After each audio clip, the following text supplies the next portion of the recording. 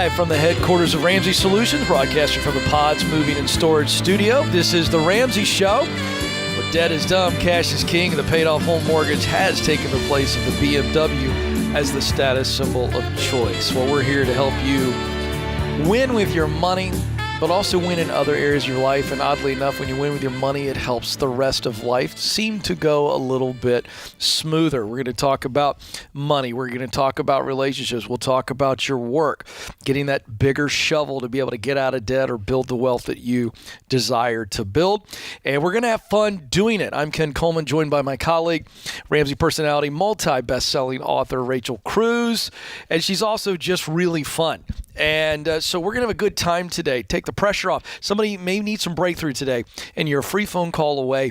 888-825-5225. 888-825-5225. So before we get to the phones, you and George Camel, our colleague, launched a new podcast, speaking of fun. We did. But not just fun for the sake of fun. Sort of.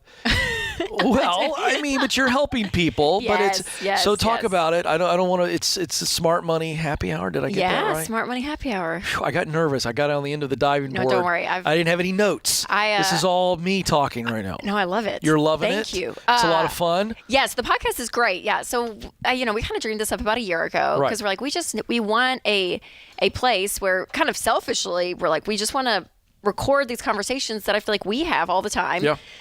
Even back in the personalities area, Ken, with you and Deloney, it's like, sure, we have these great conversations, and I'm like, man, we get to like these really great conclusions, but it's real life conversations. So I was like, we want to bring that, and then a pop culture element and a current events element, things that are happening right now today. Okay, so I have to ask. Yeah. Because this thing's fresh, it's blowing up. Yes. Go get it wherever you listen to podcasts. Go check it out. Because you cover current events. Yes. Will there be a little coverage of the midterm elections coming up? Not hard news, but are you going to cover it? Like, hey, We've kind of said, which hurts my heart. You're not going to touch it. We may not touch politics. That's but okay. You and I should start a podcast. Well, no, that's a whole separate one. So no, I know. That's what I'm saying. That's if I had my way completely, I'd have a little. We'll I'd have conspiracy theory podcast. Oh, geez. I would have a midterm election podcast. I would have a reality show podcast. I could do a lot. That's all I'll say. I could cover a lot of bases that only probably a fraction of the population actually cares about. Rachel is a great conversationalist. I'm just going to tell you that. It doesn't matter what the topic is. She's going to make it fun. So let's do it. Lauren is up first as we get going in this hour in Dallas, Texas. Lauren, how can we help? Hi, Ken. Hi, Rachel. Love your show. Excited to talk to you. So my question is, before I started following Dave Ramsey, I took out a 401k loan. Now I'm in a situation where I have an amazing new job, which is really exciting, but that 401k loan is due. So do I pay off the loan, or do I take the penalties, which is lower, and use the rest of that money to use towards my debt snowball? Okay, so how much do you owe on your 401k? There's $9,000 left. Oh, okay. And how much cash do you have? Probably about $3,000. $3,000. Okay. But that's just, to kind of get us through monthly bills and stuff. Yeah, sure. So you guys have no other savings at that point? No, we're in baby step 2. Okay. But we have a big shovel, so. So how much do you guys make? Annually, we net about $215,000. Okay, wow, yeah, fantastic. For sure. So honestly, you guys could have the money here in like 2 months if you just really cut things back and threw it at this loan. Yeah, I'm thinking probably 3, only because the spouse isn't quite as on board as I am. Okay. Why is that? I don't know. It's hard to explain. He's of the opinion that we make enough money to be able to enjoy ourselves. Well, he's right, but that has nothing to do with paying off debt. Is he on board with the debt payment, paying off all the debt? There. Getting there. Yeah, getting there. Mm-hmm. How much debt do you guys have total, Lauren? $90,000. Okay. And what does that make up besides the 401k loan? $40,000 in a car, $24,000 in student loans, $14,000 in a line of credit, $9,000 401k, and then the rest is just some little miscellaneous stuff. Yeah. Okay. Well, if I were you, I would scrape the money together. Yeah. And as fast as possible. But I am going to encourage you, Lauren, that, you can do this and it works and you will be, out of that loan and everything. But the anchor that's going to be dragging it is your husband. Like it's your spouse. And I know you didn't call for that specifically, but a lot of even the numbers you just gave me, I'm like, man, if you guys were on the same team and on board together, how much faster you'd be able to attack all of this debt. So for him, he just feels like y'all should just have fun and you make good money. So it's like, let's just enjoy it. What's your motivation to get out of debt and pay it off? I just kind of leaving a legacy and building generational wealth that can really bless and help a lot of people and set us up for a retirement where I think security is the main thing for me. I just don't want to have to worry about anything. Yeah, for sure. Which is a women's number one financial fear, Ken, is the lack of security. Yeah. So yeah, Lauren, I mean, I know you didn't call about for the marriage question, but I would communicate that, because under a lot of this motivation to become debt-free, yes, there is the aspirational, for my kids to leave a legacy, and all of that is very true and very good. But usually that first motivation, it's coming from either a place of fear, like what you're saying, a place of, that insecurity, that if something happens, are we going to be okay? You want the security aspect of the money, which is having $3,000. You guys make incredible money. Do you know what I'm saying? So like, this could be a different way, but communicating that deeper motivation for you to your husband, I think I would encourage you to have that conversation, because I think that's going to play out in other areas of your marriage, not just the money route. But to answer your question, pay it off and get it done in 2 months. But I know you said 3, I'm going to push you to 2. Yeah. But I would encourage the work on the marriage piece of this, because I think that there's really great depth that can occur in marriage when you both decide, hey, we're going to engage this topic. And it's probably uncomfortable for you, Lauren, to be like, I don't want to bring it up because I know he doesn't want to do it. You don't want to feel like you're a pain. He doesn't want to hear it maybe. So there's that tension, but that's the exact tension that I'm like, that you want to dive into, Yeah, but I would also add vision to it. I think you have to address, hey, this is how I'm feeling, and he has to live with the tension. But you also want to try to cast vision, because he's just looking at it as, wait, we make too much money. I want to have some fun and do all this. And that's the surface issue. He needs to understand your safety gland is going off 5-alarm fire. Also a vision for the future that you talked about with Rachel. Hey, for a little bit of sacrifice, buckling down for just a little bit of time in the grand scheme of our life, we can reach this vision here. Sometimes spouses need to see a vision, not just all the sacrifice. So I would try it that way as well. Great advice, Rachel. Lauren, thanks for the call. Don't move. More Ramsey Show coming right up.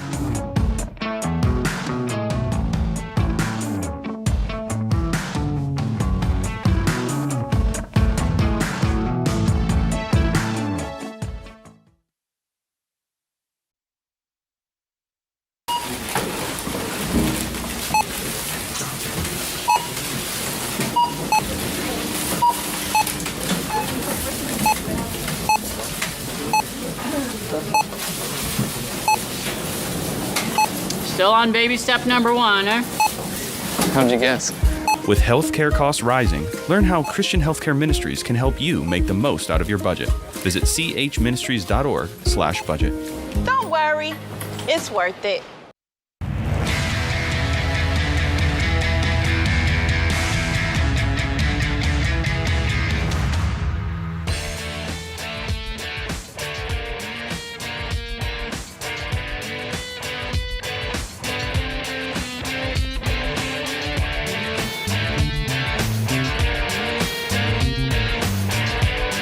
Welcome back, America. You are joining the conversation here on The Ramsey Show. We're talking about your life, specifically your money, your work, your relationships.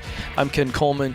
Rachel Cruz joins me this hour. We're here for you. The phone number to jump in is 888-825-5225. That's 888-825-5225. Let's go to Jefferson City, Missouri, where Linda awaits. Linda, how can we help? Hi. Thank you so much for taking my call. I'm calling because my family and I are in baby step 2. We're brand new to trying the Ramsey program. My husband has been the budgeter, wanting to budget for the last 22 years, and I am embarrassed to say that I was kind of kicking and screaming along the way. And just this July, I found your podcast. I read the baby step, the money makeover, and I'm completely on board, and I want to get our financial heads together. We, of course, when we get in line, we are hit with a significant tragedy, and our daughter was very ill, and we needed to put her into a residential facility I'm sorry. to help. Yeah, it's very sad. So she was released to the partial hospitalization program yesterday, and she'll be there for about a month. And so my question is when we had to make this decision to get the support she needed, we depleted our healthcare savings account to cover the in-network deductible to pay for her. So when she comes out in 4 weeks, we have to seek a nutritionist and a therapist to support her so we can protect the progress she's making. The best people in our area are out of network, which I prayed to get connected with them, and we did, but they're out of network. So it's going to cost our family $1,600 a month just for her to see the support people. We will be replenishing our healthcare savings account, but we won't be replenishing it as quick as the bills will be due for the support. And so my question is, how do I use the every dollar budget? How do I use the Ramsey plan to account for the money going out to pay for the support, knowing that we will be repaying ourselves sometime down the road, and the insurance will also pay us, I think, 60% out of network. Okay. My brain's fried with all of how do I account for this in the budget. And like I said, my husband, I basically wore him down over the years, and now that I'm interested in budgeting, he is having a hard time getting on board with wanting to do it. Yeah, well, I was going to say the 20-year answer to prayer for you to come on board, Linda. Now you're here and your husband, has that. Well, let me say this, when it comes to our kids, like, we do anything, right? Like, there's money at that point is not even a factor. Like, we're going to help our kids in any situation. And so you guys are fantastic parents for doing that. So this $1,600 a month, how much do you guys bring home a month in income? My husband has an awesome job, and we're right at around $10,000 a month. Okay, that's great. I have a quick question, just a technical question, Linda. You're saying that insurance won't pick up the 60% right away. It'll be a while. Is that what I understood? Yeah. That is correct. We get a super bill. My understanding is we'll get a super bill at the end of the month that will count for the visits we had that month, and then we submit that to insurance. And there's a little bit of a lag time, but we should get 60% of that refunded to go towards our out-of-network deductibles. Okay. And how long do you think these two specific treatments for the nutritionist and the other one, I'm sorry, is it a physical therapist? A therapist. Therapist. How long do you has anyone given you a timeline on those expenses? Like, will this be for the next 5 years? Will this be for the next 5 months? Do you know how ongoing this will be? I'm guessing they've told us roughly a year. Okay. But likely we'll have some sort of support for the foreseeable future, just to keep her in a healthy place. Yeah, you're right. We would sell our house. We would do anything for her to get better. Yeah, absolutely. And I'm thankful she is. It sounds like she's progressing well, which is a praise for sure. So if I were you, Linda, I would look at the next year and just say, hey, we have a $1,600 expense every month, and I would just put it in the every dollar budget. And that means you're going to have to limit. Probably you're going to have to lower some other categories in order to get that margin of that $1,600. And I would put that as a necessity. We talk about the 4 walls: food, shelter, utilities, transportation. And this is right under that for me. I'm like, it's right in that necessity bucket before other things, before shopping for clothes, before entertainment, right? Before out to eat. This is a necessity for your family for the next 12 months. from what you've expected. So I would put that, and then any money that you get from insurance ongoing, I would just say, hey, is an extra bump to even throw at the debt snowball. You said you guys are working your way out of debt. So you could even use that extra 60% that you're going to be getting, which is, $9,000 or whatever it may be, to throw at, $900 to throw at the debt snowball even. So I would just put this as a line item. Does that stretch your budget too much, do you feel like? No, that helps me because I just wasn't sure because there's so many ends, like this is coming in and this is going out and then this is being refunded, that my mind was spinning, and I want to go to my husband with a very clear, I would just say it's an expense, and then that this is going to be, and then any extra from the insurance that comes in will be a bonus to throw at your debt snowball. I think that's right. We have some experience, Stacey and I. We've had a lot of healthcare stuff with our kids and payments, and then all this kind of stuff. You go, what's insurance covering? Stacey's really great at this. So if she were sitting here right now, so I'm gonna kind of tell you what she would say. Get on the phone with the insurance. If you have already done it, back on the phone with them. Get on phone with the office manager, whoever's in charge of the billing at the at the two different therapy options, and just say, hey, here's where we are. Insurance is going to cover 60%. From the time you file the bill or you send us the bill to here, can we work something out? Most of the time in those situations, they know they're going to get paid. They know your situation. So don't be afraid to at least have a conversation to go, could we work it out this way for the first month or two until we figure out what the cycle looks like. But to Rachel's point, the safe play is to just go, all right, we're going to write $1,600 line item in the budget. And then after 2 or 3 months of figuring out what the insurance billing looks like, because you're still looking at about $900 and some change with insurance paying 60%. They're going to pay $900 of it if that's what it ends up being. So I think that's the safe play. And then that way you're not worried about the budget overheating. Yep, for sure.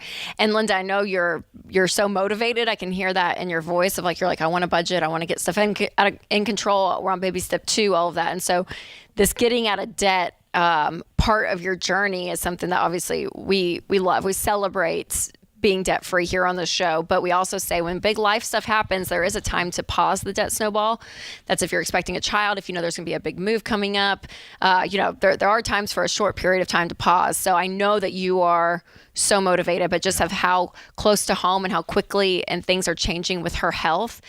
If you wanted to pause for 30, 60 days from the debt snowball, pile up some money and kind of get this new norm under you, and then throw it at the debt. But I do want to give you a little bit of breathing room as a mom because there's a lot. If you try to do too much, I feel like it can be overwhelming and it can almost be that defeating.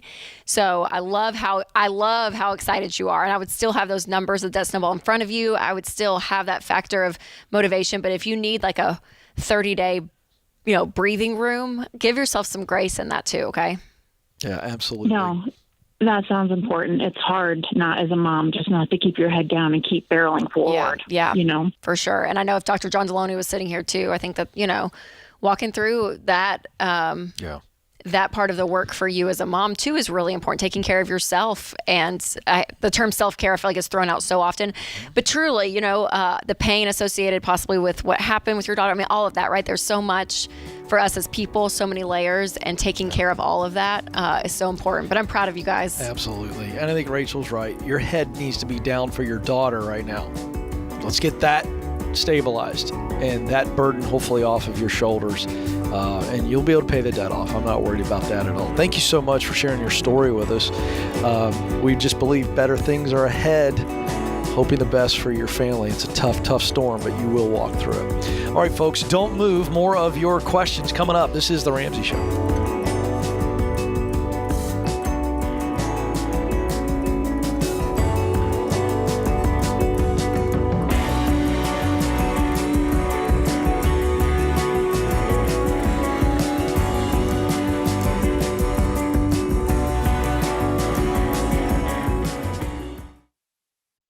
I say it all the time. If you're a business owner and you don't know your numbers, you don't know your business. And when markets are shifting, it's even more important. You've got to know where you stand so you make your next move the right move. And you don't have to be in the dark here. Over 31,000 businesses, including my team at Ramsey, know their numbers because they use NetSuite. by Oracle, the #1 cloud financial system. NetSuite gives you visibility and control of your financials, planning, budgeting, and inventory so you can manage risk, get reliable forecasts, and improve margins. Having everything in one place has saved my team hours each week since we made the switch to NetSuite. NetSuite is a game changer. So head on over to netsuite.com/Ramsey to get a product tour today. That's netsuite.com/Ramsey.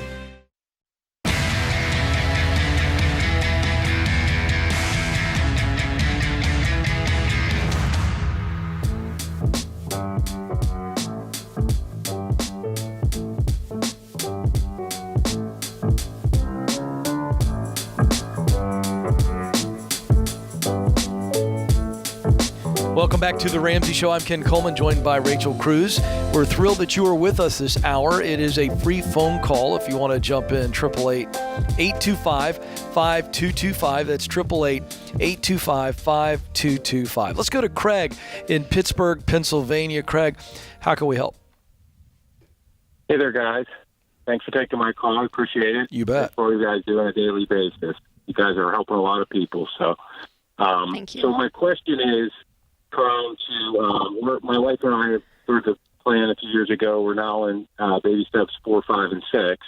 And part of that is one of our daughter is a freshman in college, so we're helping cash flow that. But our question is, we're trying to dump extra money into the house.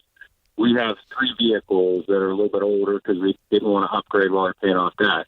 So my wife is thinking maybe we should start putting some money into a fund aside to save for cars, whereas I want to just keep tackling the house. And I guess the question is like, how do you figure out at this point, which is, I know there's not a right answer, but what direction to go?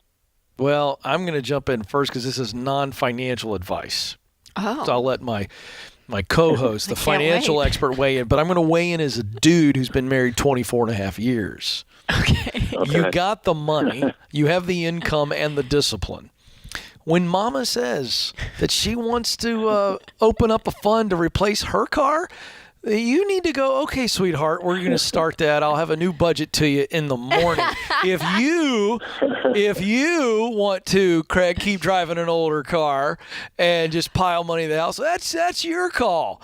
Well, I think I'd start funding a new car for your wife. That's the see. I told you it wasn't financial advice. That's now fine. you got to make that work, Rachel. Fantastic financial advice. Actually. Oh, is it? Sure. It's relational first, pal. That's what I'm looking out for you right now. Well, I was gonna say, Craig. I mean, you don't have to replace all 3 cars at the exact same time. Correct. So find the one that's Right. either just needed. That if you have her one car. that's That'd be her car. I was gonna give an A or B option. The one There that is no option. that is needed, or her car B. And just have you guys run any numbers? Since she's the one that asks. Obviously, I know we're kind of joking with her, but does she know what she wants? Like, do you guys have you run any numbers of like the type of car she wants or anything? No. Just it's more just an idea. I mean, as far as specific cars, though, we talked about pricing. Like, we were kind of thinking if we, could probably get something decent for around $15,000. So that's kind of what we were planning to do. But we do have a car that's a little bit older, more of a beater car that my daughter had in school. And the last inspection, there was concerns over the frame, maybe not passing next inspection. So then I'm thinking, hey, can you move Craig? Can you move your phone a little bit? You're kind of coming in and out. Let's sorry. see. All right, keep going. Sorry, you hear me better? Yeah. So the third car is the daughter's beater that she's using at college.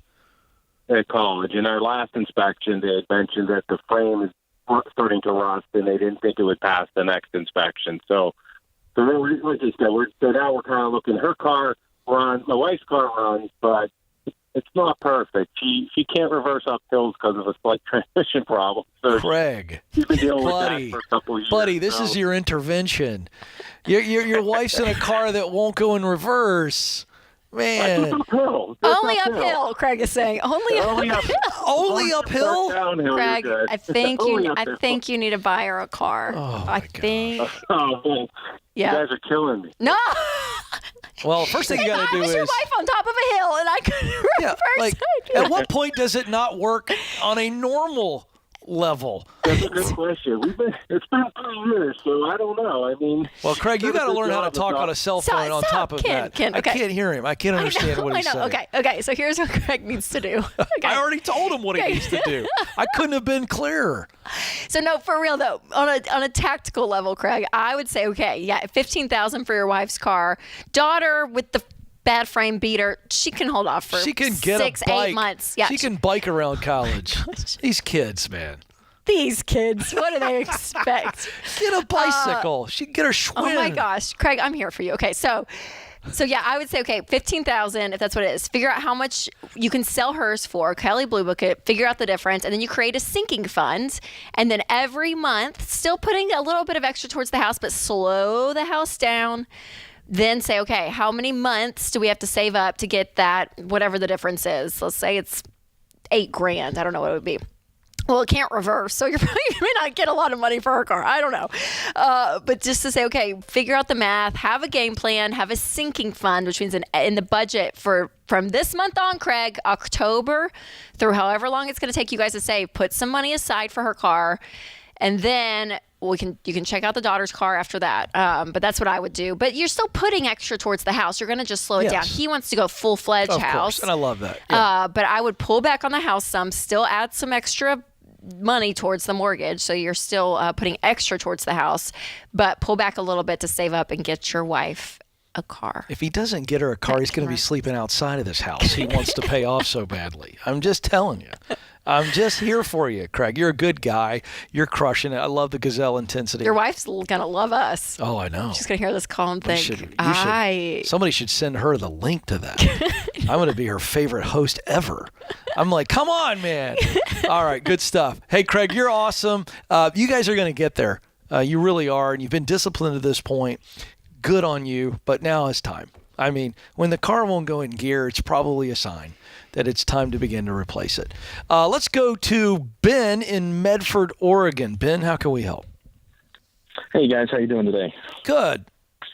Good. Hey, so my wife and I recently had a baby about 7 weeks ago. Yay! That's awesome. You sound sharp, like you've gotten some good sleep. I was in a fog about your stage right now. My wife is pretty good about letting me get sleep, and I'm like, you need to let me. She's one of those wives. To help you out, so, I wasn't that wife. I was like, wake up with me. Yeah, exactly.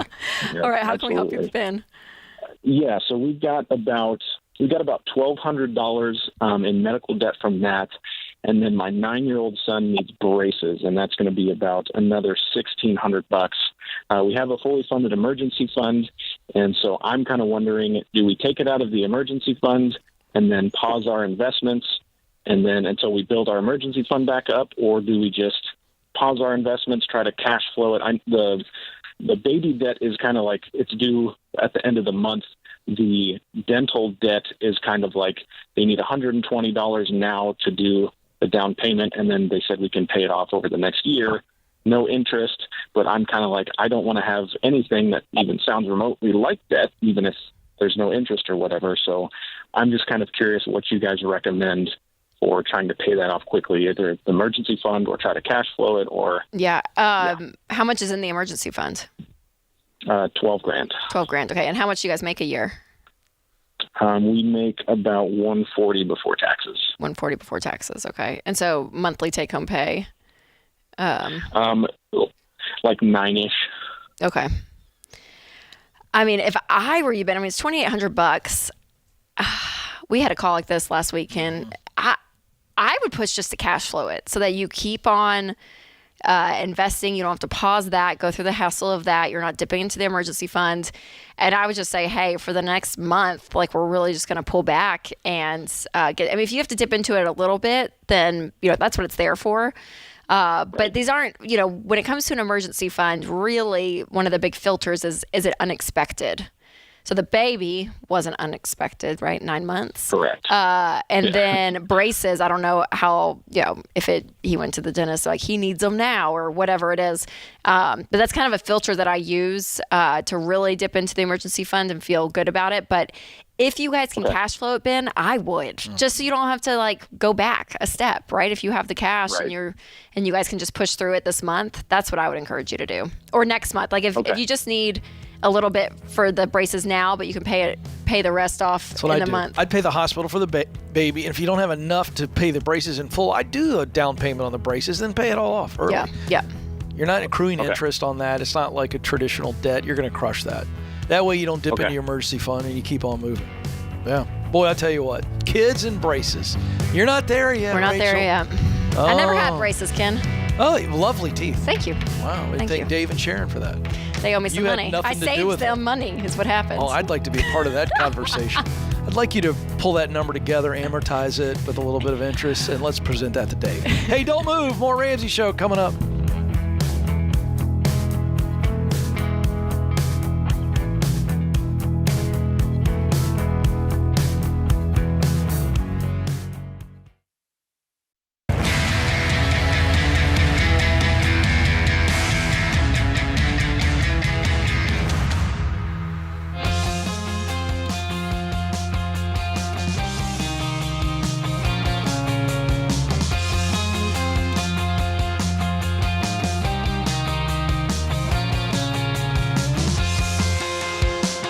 Welcome back, America. You are joining the conversation about your life, your money, your relationships, your work here on The Ramsey Show. I'm Ken Coleman, joined by Rachel Cruz. We are here for you this hour. It's a free phone call, 888-825-5225. Paying off debt is always smart. Saving and investing is smart, but there's one key to winning with money that most people overlook, and that's protecting your finances from emergencies. This is why insurance is so vitally important. There are 10 kinds of insurance coverage you might need based on what life looks like for you today. We've built a tool called the Coverage Checkup. It's a fabulous little tool. I've used it, and it's going to show you what types of insurance you may need to add or drop or adjust. We're even going to rank your coverage list by importance, email it to you, and then connect you with Ramsey trusted insurance providers so that you can take care of what you need to do. This could be the most important 5 minutes you spend today. We recently had one of our viewers and listeners do this, and Donald H. wrote in, for anyone who has not completed this checkup, do it now. You never know when something will happen, and you never want to leave your family in a bad situation. I think Donald H. is sleeping better at night, and you could too. Go to RamseySolutions.com/checkup. That's RamseySolutions.com/checkup. Minneapolis, Minnesota is where David awaits. David, how can we help? Hey, Ken and Rachel. Thanks for taking my call. So calling for kind of how to have a financial conversation with your significant other. So my girlfriend and I have been seeing each other since the beginning of the year. I've been dating most of that time.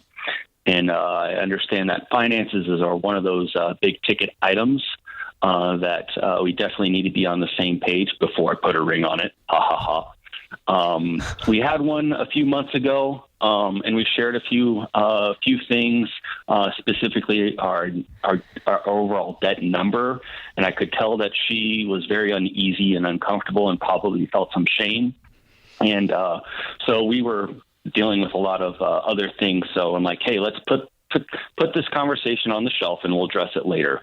And we've been fine since then with regarding that. And just would like to hear your thoughts on how to have that conversation, how to enter in that conversation, how to have boundaries. Do we need a third party to help mediate that conversation? How serious is this gal for you? Pretty darn. Mm-hmm. Are you guys even talking about marriage? So, not yet, but that's because she is we have agreed not to do any progression forward because she is in her first year of residency, and that's a very taxing year. And I'm on the idea of engagement should be 3 to 6 months, and we're not even near that. All right.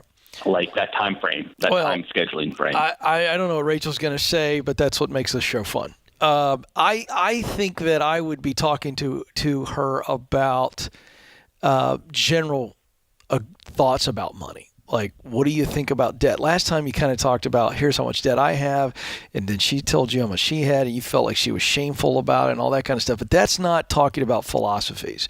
And this is really about philosophical thoughts about money, which is simply, what do you believe about money? What do you value? What do you care about?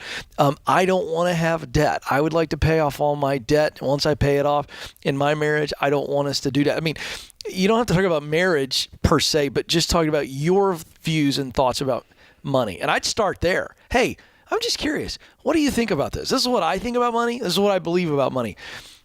Does that hit you the wrong way? What do you think? I'd make it all about you so you don't put her on the defensive, and then you're going to lay out your values on money, and I would see how she reacts to that. Is she just asking legitimate, inquisitive type, I'm just getting to the bottom of what you believe, or does she have some sort of problem with it? But Rachel, I'd kind of stay there. It seems that where they're at in their relationship, I wouldn't go much deeper than just putting your values out and seeing how she reacts to it. Yeah, because regardless of her number of how much debt she has, if she's in residency and she took out medical bills, it's probably medical debt, student loans to go to medical school, then it's probably going to be a lot. But regardless of the number, that's not a reason not to marry someone. But different value systems, that's your red flag. And that's what Ken is saying. And I think that's what's wise, is to have these overall. But you guys, how old are you guys? So I'm 34 and she's 39 or 29. Okay. So y'all are, at the age, you're not like 18 and 19 where it's like the word marriage could scare us. You guys are at the point as adults that if you're dating for a significant period of time, I guess in my head, it's eventually going to go somewhere. Well, so now, what do you think about, this is what I wanted to know, because the female opinion versus the male opinion. Do you sense anything where she said, let's just not advance the relationship until I get through year one? I had a little red flag, but that's coming from a dude's perspective. That's why I'm putting that out there. Do you see a red flag? I know that it is a taxing It is, thing, without question. but I think that there's a lot of things in life that are very taxing, and I would want to do it with Winston as my husband. Okay. So I would like him to have this conversation. I want your opinion on this. I'd like him to have this conversation about money sooner rather than later. Yeah, and I would say it's one of those conversations along with other conversations of values. So yeah, having the values conversation around money. Hey, what I see in my life in the next 3 years is being married, and when it comes to money, I want to be able to have no debt, pay it off. If my future spouse, you're my long-term girlfriend, so it's probably going to be you. Paying off debt, living debt-free, being intentional with our money, having goals. All of that is a value of yours, David. And then, kids, there's another big conversation around kids. Yeah. In-laws, sex. These are big life conversations that you have to have before marriage, and money, yes, is one of them. And at the top of the list, like you said, David, because it does cause a lot of tension. So making sure that you guys have the same values. But also, David, can I say this? I don't know you. Oh, I'm very excited. But I kind of think you just need to kind of just relax a little bit. Oh, I do too. 10 months. You said, 10 months and you said dating. It's a 3 to 6 month window of engagement. I was like, why? Yeah. What in a crazy world, David, would you just say, let's go to the courthouse? We've been dating a month. We've been dating a year. And let's just go, right? I do think you've got things in a box, and I can tell you that life rarely fits neatly into the box. I could not agree with you more. Did we hurt your feelings, David? What do you think? So the window of engagement that's how long I think engagement should be. 3 months is if 3 months I think is on the shorter end of engagement. 6 months is longer, asterisks, circumstances, 7 months. So I know I'd talk to her about that while we're at it. I'd add that one to the list. Yeah.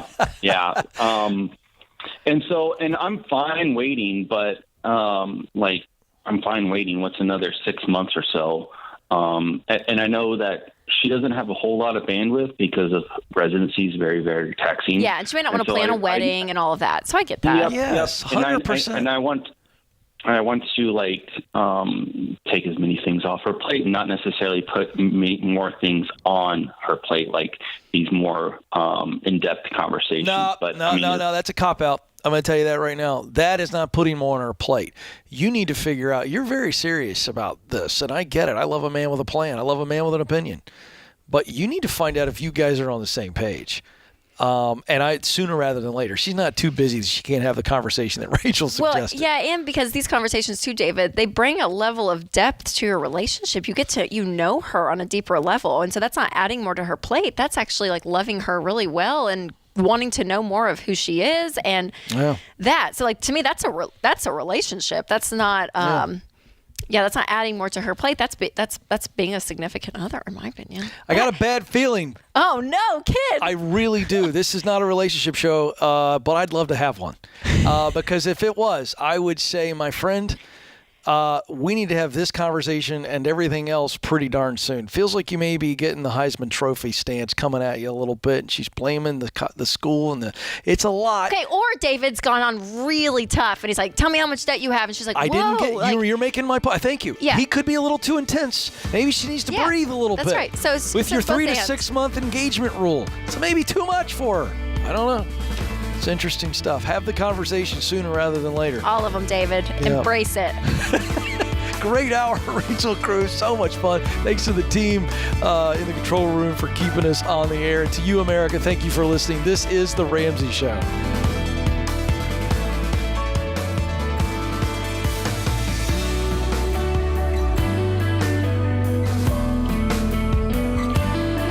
Hey folks, Ken Coleman here. Did you know The Ramsey Show is one of the most popular podcasts in the world? Get your daily dose of advice on life and money. Check out all of our shows from the Ramsey Network wherever you listen to podcasts.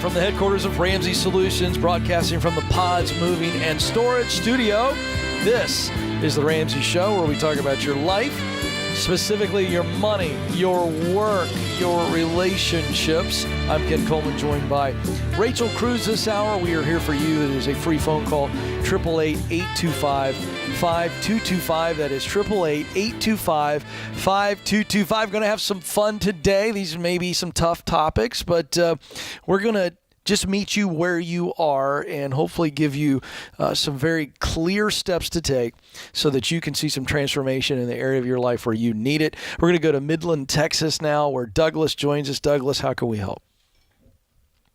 How are you guys doing today? We're having a blast, Douglas. What's up? Well, my wife and I started a oil field services company 4 years ago, February 2019. And it's gone in a direction that we weren't really anticipating. We were hoping, but it's now we're here, and we've got great revenue. But at the end of the month, every month we look, and it's like, dang, there's not enough money in the bank. What are we doing wrong? And this is kind of where we thought, you know what, it's time to look up to the professionals and see where we need to make some corrections and get this back on track so we can try to keep some of our $1 million a year in the bank instead of letting it go. Yeah, I was curious. What are your gross revenues? We're doing this year will be just right at $1 million, if not just a hair over. We got the thermometer on the wall to kind of keep the kids excited to see if you plan ahead and set goals that you can reach them. Okay, and how many employees? Just my wife and I, and we hire subcontractors if we need extra equipment. So we hire people with trucks if we need help. Who does your bookkeeping? My wife does. We use Sage in the office. Is she good at it? It's worked fantastic. Yes. Yeah, it's overwhelming for her at times. Okay, well, that means she's not good at it. That's not a bad thing.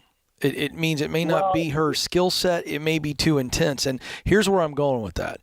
I do think on a just a basic level, you should probably think about getting a really good accountant who is experienced in these things and maybe take off some of that off of her plate if she's overwhelmed. The other thing is if you guys aren't in the numbers deep enough to know why there's no money left over, then getting maybe an outside set of eyes to go, hey, your operating expenses are out of control here, here, here. I just think that's a starting place. Does that make sense? It does, yeah. We do have a CPA that does our tax returns for us. Yeah, that's different. But your taxes are different. Yeah. Here's my question. Do you feel like you know right now why you guys aren't keeping enough money? No. So you don't know. Does your wife know? If she were on the phone, could she say, yeah, Ken, it's this area, and this area in our operating expenses, and it's the cost of doing business. It's really high here, and so we've had to invest. Would she be able to articulate why there's no money left over in this nearly $1 million business? No. That's my point. Yeah, okay. I get it now. I mean, I'm not being unkind. I mean, I'm saying, like, it's not a skill set. Like, I couldn't do it for you guys. You wouldn't want me doing that work. A true understanding of the numbers in the organization, we got to know where the money is and where it's going to then be able to go, all right, now we can do a budget. But you can't do a budget if you don't know what the numbers are and where they are. So, I mean, we first need to get a handle of that. Exactly. Like, I have a harebrained budget, and it's like, this is what it costs to operate, $36,000 a month. So I look at that as what I need to do for revenue minimum. And then after that, we can start, can we save here? Can we save there? Because my big thing is I'm 55. My wife is 57. And, I'm telling her we need to start putting away for retirement. This is what we've got more than we anticipated. What can we save? She goes, well, there's not enough money to put away. And I'm like, well, hold on a second. We're making all right, hold on a second. Yeah. So you've got in your idea $36,000 a month. That's in your head of what we would need to cover. Give me an idea. Right. We're in October right now. What's been your highest grossing month this year? $117,000. Okay. My man. That's your highest grossing month. What's your lowest grossing month? $46,000. So in your lowest grossing month, you outdid your $36,000 harebrained. We don't even know if that's right, but that's in your head. But that's right. This is as simple as it gets. We've got to look at the numbers and go, what are our hard costs? And then once we see our hard costs, do we have debt? Does the company have debt? Very minimal. We have one piece of equipment that we owe $17,000 on it. Everything else is paid for. What is your business? Give me the 30-second description of your business. We have winch trucks in the oil field. And a hot shot service. We work primarily production on purpose. Okay. Drilling in the other areas of the oil field, it fluctuates too much. Oil prices drop, drilling stops. Where are your expenses? I know you don't know the details. We've established that. But what do you think your number one expense is? Insurance is huge. Like a medical for my wife and I and the family is $3,600. Liability insurance for the company is $7,500 a month. And then auto policy on the vehicles is $4,000 a year. So basically $100 or $400 a month. Do you owe money on the trucks, on the vehicles, the company vehicles?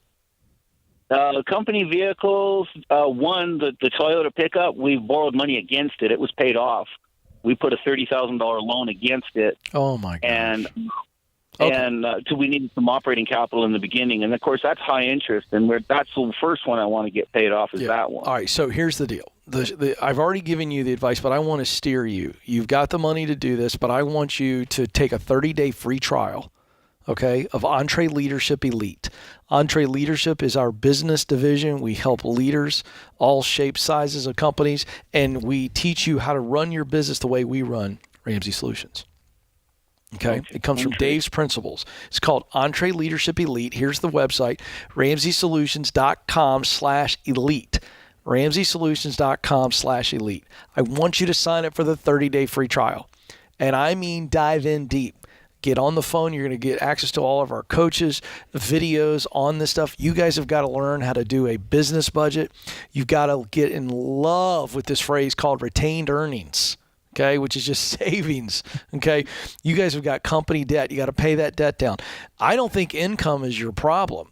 I just think you guys, bless your heart, husband and wife team, you've really you've intentionally started a business doing well. It's got a huge ceiling. Is that fair to say? Oh, yeah. This was another question. It's like, okay, I'm always hearing on the Ramsey Show, sell your vehicles, pay off the vehicle debt. Vehicle debt's terrible. Well, we make our money with vehicles. And I'm looking at borrowing $100,000 to put towards another piece of equipment, they could potentially generate money per month. So No. You just need to pay off your debt. Okay? Hang on the line. Douglas, if you keep doing what you've been doing, you're going to keep getting what you've been getting. And you guys are in some bad habits within your business. And so really diving into this elite, EntreLeadership Elite, and you got to change course. You got to change what you've been doing. You want to see that $1 million. You want to see it. And if you do this, it's just going to be going right back out to payments. Yeah. And this is a simple fix. It is awareness and then discipline. Okay, those two words are your friends. That's what we're going to do. EntreElite's going to coach you and get you started. And I'd sign up the minute that the free trial expires because it can really help you. You guys are a Texas tornado, and you got to get control of what's going on. Thank you so much for the call. Wishing the best for you. This is The Ramsey Show.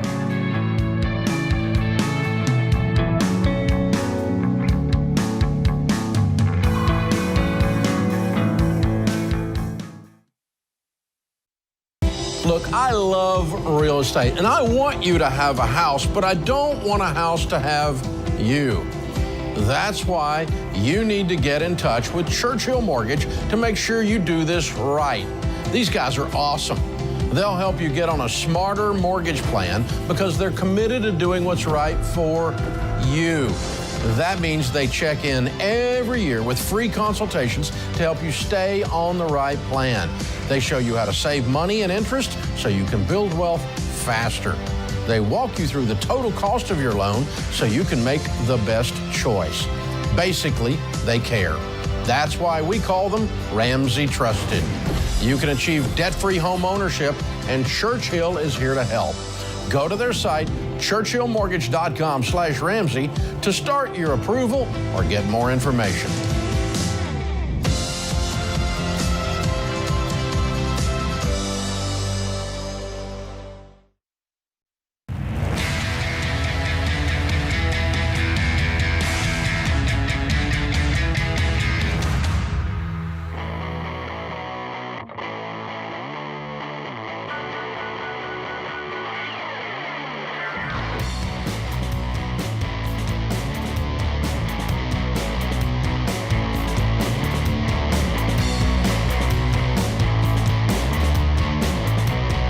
Welcome back to the Ramsey Show, America. So thrilled that you have joined us as we talk about your life, your money, your work, your relationships.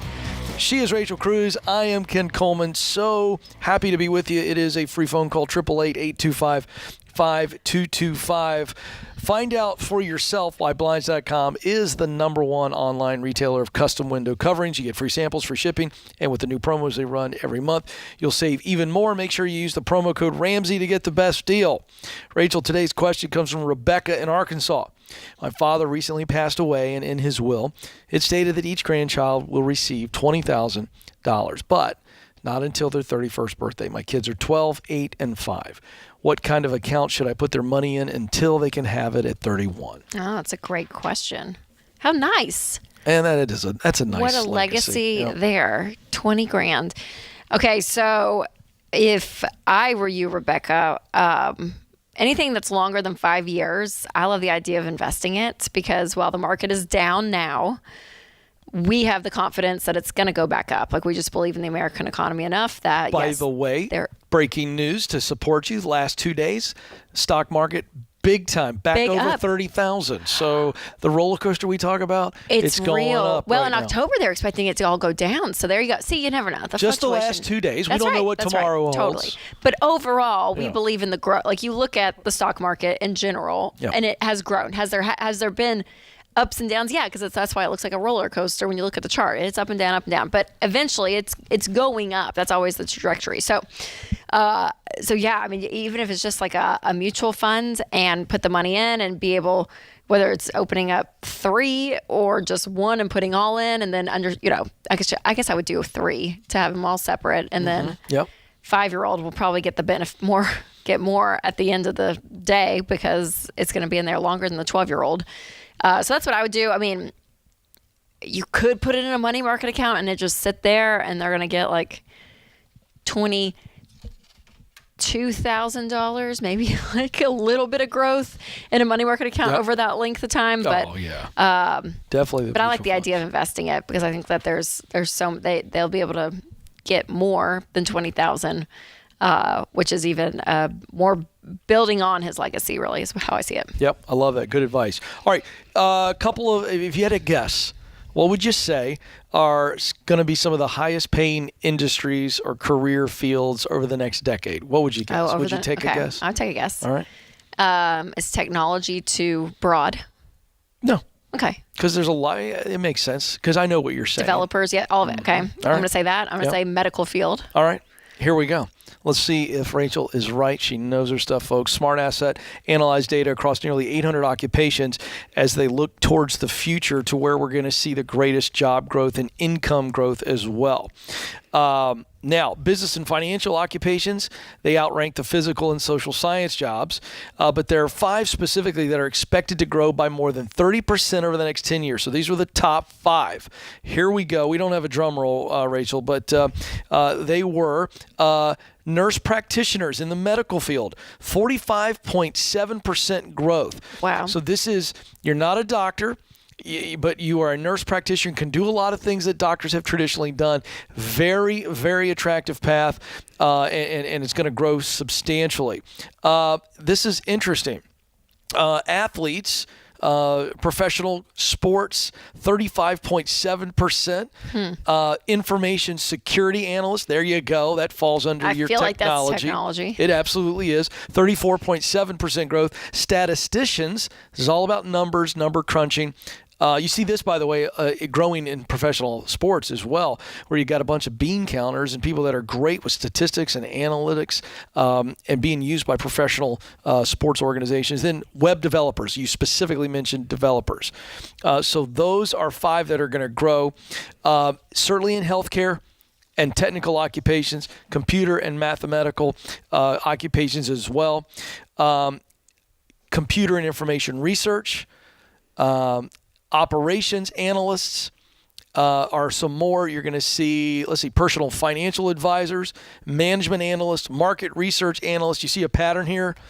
So these are the jobs that, again, are going to continue to grow as technology evolves and it further brings in, we've got to use technology on some platform or some level, and then we use technology as it relates to analysts and all this kind of stuff. It's coming down to numbers all the time. So all that to say, we just love to talk work from time to time and money.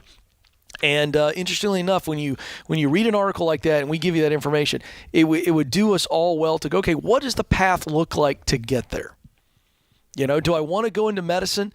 What does it look like to become a doctor versus a nurse practitioner? And the money that you're going to be spending, That's the right. ROI. Wait a second, I'm still taking care of patients. Yeah. I'm still providing medical care. And so very interesting to see how the job economy has changed so much. And such a conversation for you parents to be having, even with your teenagers, right? Like the whole college discussion's always a very fiery one. But when you're able to say, okay, you know, your degree, what are you getting your degree in? What's the ROI, my investment that I'm putting out there in myself? And so again, not to say to go do something that you hate, and not encouraging you to like say that to your kids, you know, just to go into these positions because they're paying more, but also to look to see, okay, what's the thing that you love to do and how can you make it work out in the real world? Yeah, it's really good. So, that is a little bit of the landscape as we see it now. Let's go to Rudy in Miami, Florida. Rudy, how can we help? Hey, how are you? It's an honor today. Thank you for the time. You bet. Thanks for calling. What's up? No problem. Okay, so to get to the meat and potatoes of it. So long story short, I started a business with my ex 12 years ago. Very unique business where we manufactured bicycles. It was great for many, many, many years, but obviously like a typical story you hear, we broke up a few years back.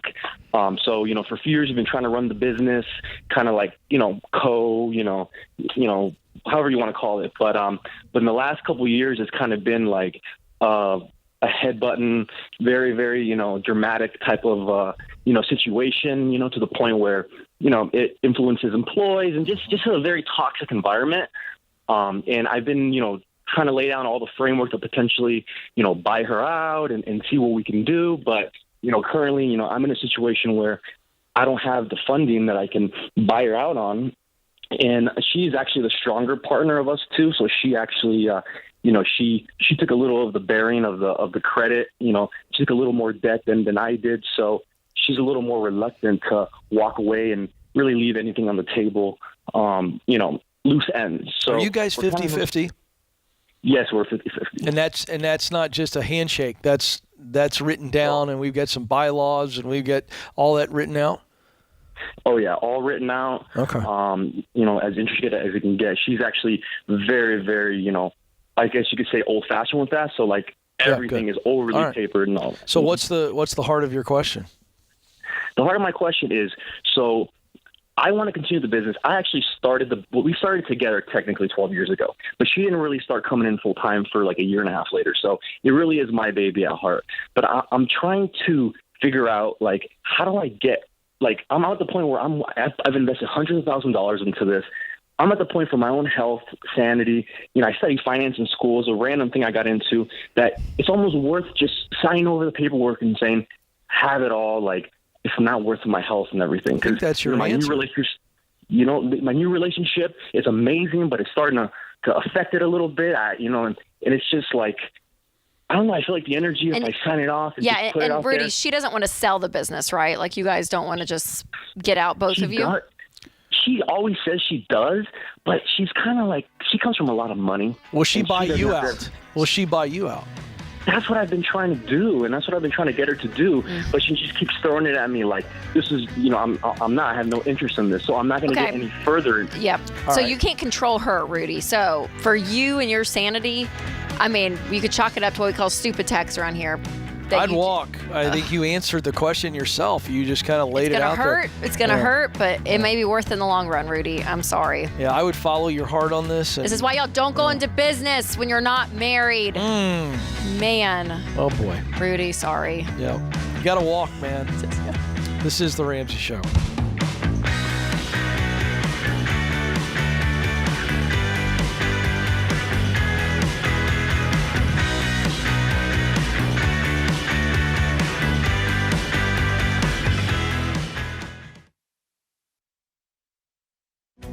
If you're looking for ways to update your home without blowing the budget, I've got it. For years, I've been telling you about our friends at Blinds.com. Blinds.com makes it simple to shop top quality blinds, shades, and interior shutters from home with easy online ordering and free shipping. With Blinds.com, there's no need to renovate your entire home. Just change out what's on your windows with upscale choices like faux wood blinds, cellular, and roller shades, or even outdoor shades. Plus, Blinds.com guarantees the perfect fit, whether you do it yourself or you have them measure and install everything for you. Shop their latest looks and see how much you can save at Blinds.com today. The easy and affordable way to make your home more beautiful is Blinds.com.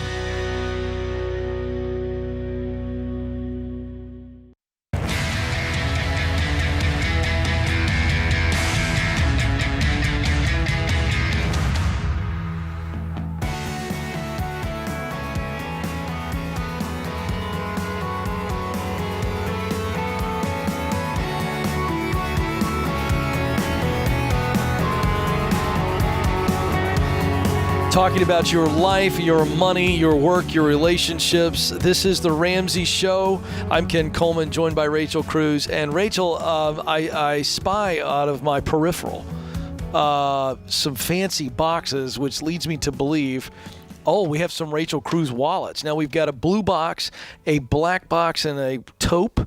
Can I call it that? Champagne. Oh, champagne. Thank you very much. What does that mean? Oh, I love the wallet. So we have the Rachel Cruz wallet that has the envelope sewn in, and it is the big wallet that you can use that especially if you're first time budgeting and you are doing the envelope system. That's a great option. But today, do we have a special deal? But no, this is a new wallet. This is is the one I'm holding in my hands? Product called the Rachel Cruz Slim Wallet. So if Slim wallet. If you've been budgeting for a while and you don't need to cash out every category and do the envelope system to the T, and you want, you're running into Target for a quick trip, or you're running into Starbucks and you just want to carry something light, this is why I created the Slim Wallet. You know what this is? This is the money clip for women. I like a very thin wallet. Yes. And this is fantastic. Look at this. So there are card holders to place your debit cards, your license. And this is my favorite part. And then there's one envelope that zips. That's all you need. Look at this. The side. This one even has fake cash. Oh, there you go. Yeah. Where's the camera at, guys? Zoom in on this. Can I talk about this? Turn it around so they can see the card holder. Oh no, you did. Okay, perfect. Hey, just let me brag about your product, guys. Where's the camera? Camera, guys. Zoom in on this. This is a key feature for our video watch. Come on, guys. Zoom faster. There we go. Oh, here we go. Look at this. See this? She's talking about the cards, the debit card, and then I'd have a Costco card right here. So you got your ID, maybe your Costco card. Your insurance card. Hey, look, but this is the best feature. Debit card. Look at that. You snap, right? Oh, did you hear that? And it holds the cards in. This is fantastic. Isn't that great? And then it zips this open. Is great. And it holds cash. So if you want one envelope in there and then a little side pocket as well. Oh, you got another pocket. That you can put some change. So you could put some change in the zipper. That's right. That's right. And yeah, so it's How's and we it smell? did it with our partnership with our friends at Join, and they are a fair trade company. So they help employ people within India that have been out of like really, really rough situations. So they learn trade and learn craft, and they're able to help create these wallets, which is amazing. So fantastic. It's real leather. Look at this.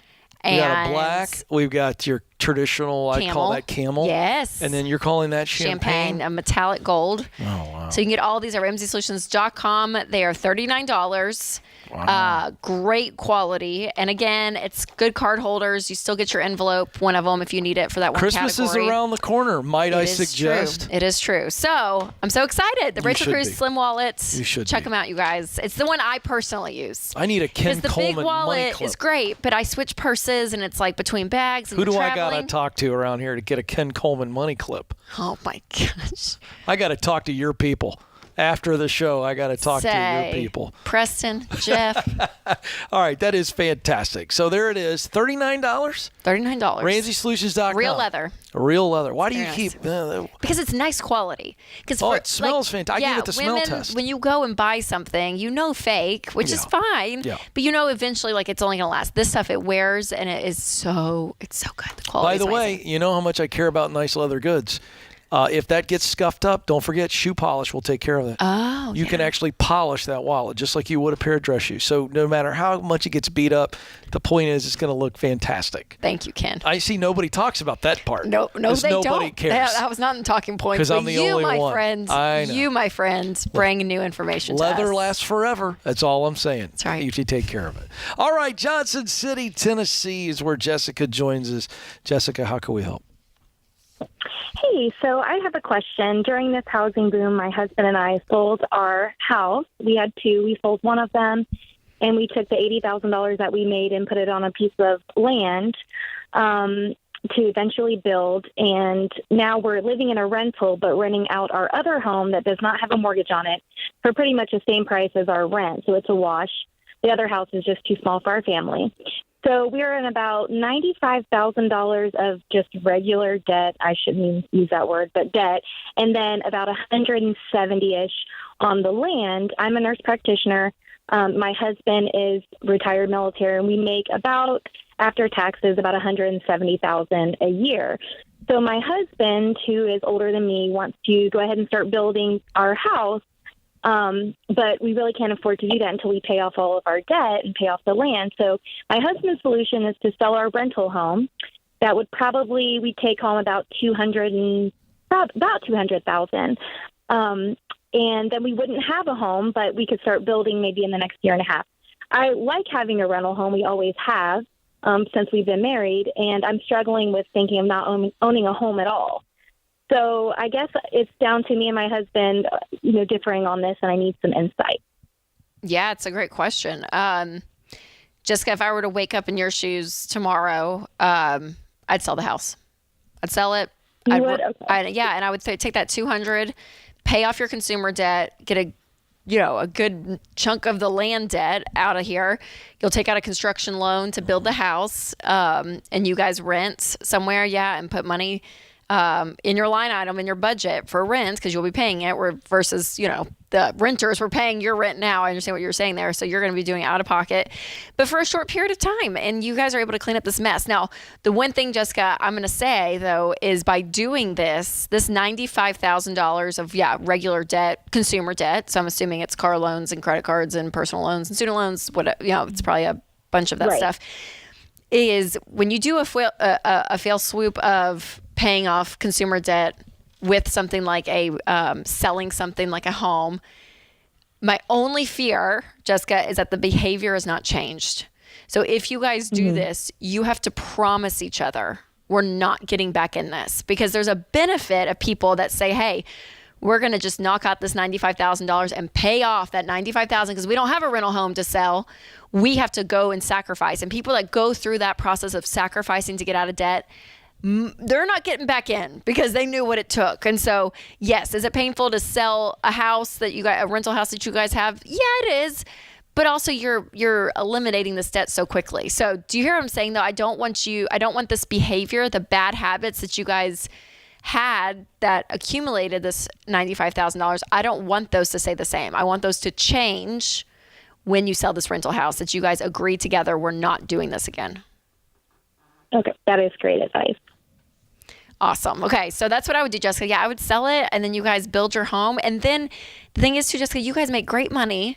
And so you're going to be able to save up and get her if you want to, be landlords again and have a rental property, you still can later down the road, maybe a few years. I agree completely. But you guys can still do that. That's still an option in your future. And Jessica, I agree with Rachel 100%. And I would just give one little perspective. Instead of focusing on having to give up the rental, focus on how grateful you are for the rental and to what it's going to do for you. It is propelling you significantly forward to living the life that you've dreamed of. And Rachel's exactly right. We can always get another rental, but this is a gift. I'd be grateful for it. I wouldn't be sad. I'd be excited about it. And giving up to go up is a phrase that John Maxwell, I used to work for John for many years, he used to say that all the time. Sometimes you got to give up to go up. That's good. And I think that's in multiple areas of our life. And when I hear this story, I mean, I get it. She's like, I love this, all the things. But many times in life, we do have to give up. Not all the time, but many times we do have to give up to go up, right? If you're going to lose weight, and so if the goal is to lose weight, you're going to have to give up all those wonderful little treats that you love. Relationally, hey, if we're going to power through and get our relationship where we feel like we're ready to get married, or we're going to build on our marriage, and there's some things I'm going to have to give up in certain seasons for the relationship. So that's the idea here. And I think if in those moments when you have to give something up, Rachel, if you can focus on the gratitude for whatever you're giving up, and in that sacrifice, it is propelling you forward, I think it makes it a lot easier. It's good. Great advice. Thanks, Jessica, for the call. Yeah. By the way, we've had several relationship-ish questions. So here's the deal.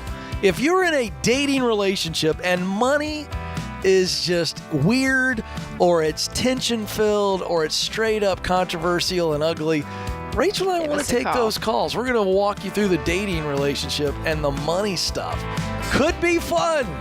Give us a call. Don't move. More Ramsey Show coming right up.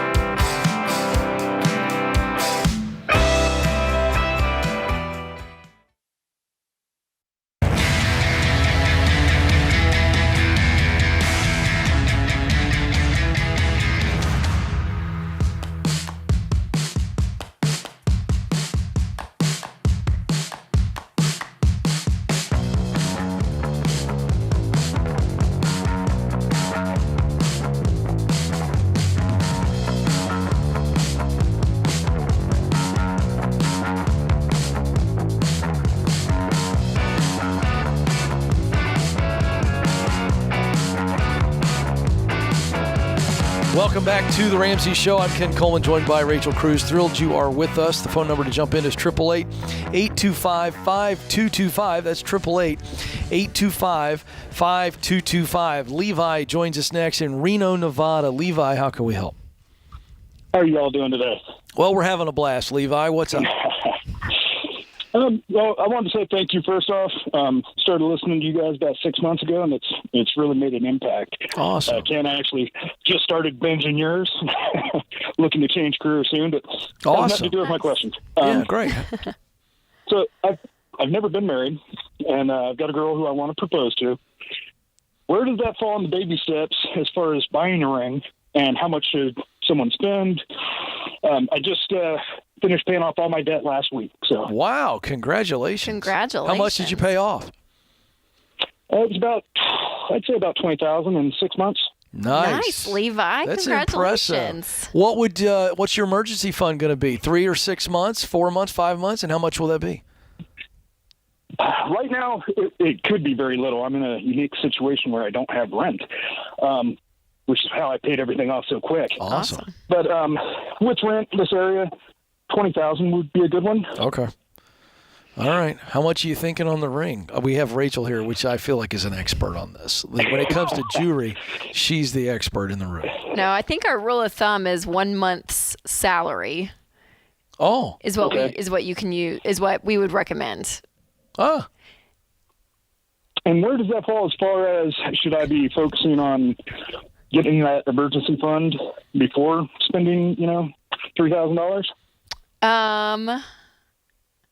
It'd be nice to have some, but also I'm like, we don't tell people to like stop the baby steps to get married and to do all this. So if you can do both at the same time, save some money for the emergency fund and then be saving on the side too for the ring. How long have you been dating would be ideal. I've been with her for 2.5 years. We actually lived together, and her elderly parents, who did not know anything about Ramsey, live with us. Oh, boy. That was a loaded chuckle. That was a loaded chuckle. What does that mean? They had no money saved up. One of them actually needs to be in a nursing home.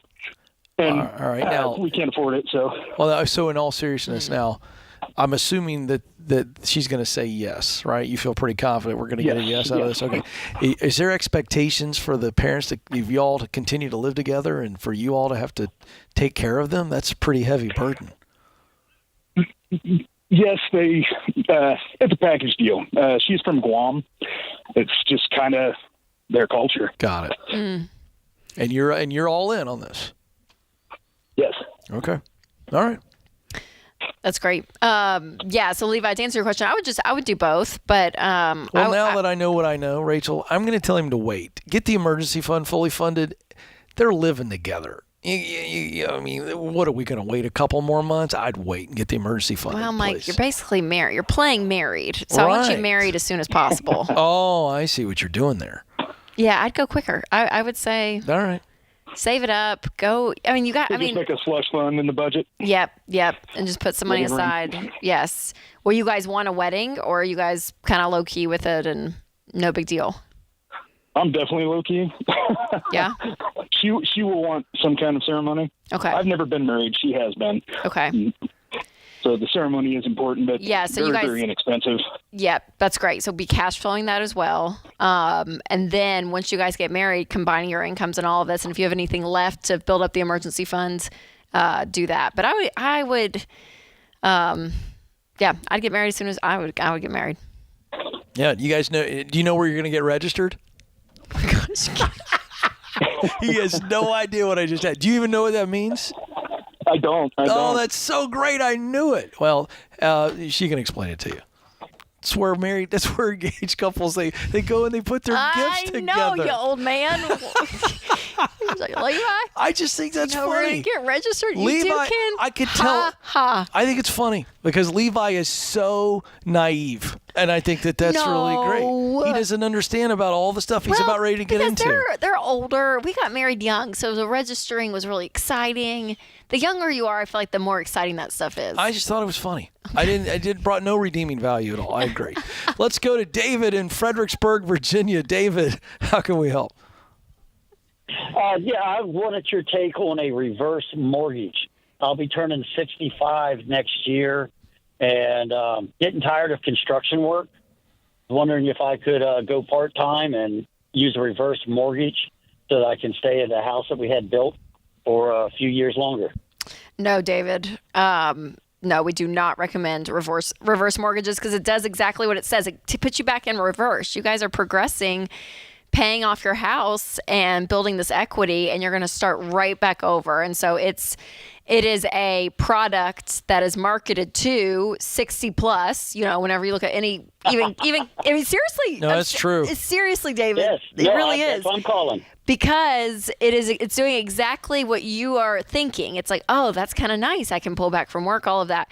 And that it's not the way to go, because you're going to be losing equity in it. And it's not smart at all. So what, David, you said you're 64? I'll be 65 in January. Okay. Yeah. Okay. And how much do you guys have left on the mortgage? We've got left on it about 180, and it's valued at almost 500. Oh, nice. Do you guys have any other debt? Oh yeah. We've had the land forever. We got about 20,000 in debt that we keep paying off and going on vacation and running back up and then paying it off.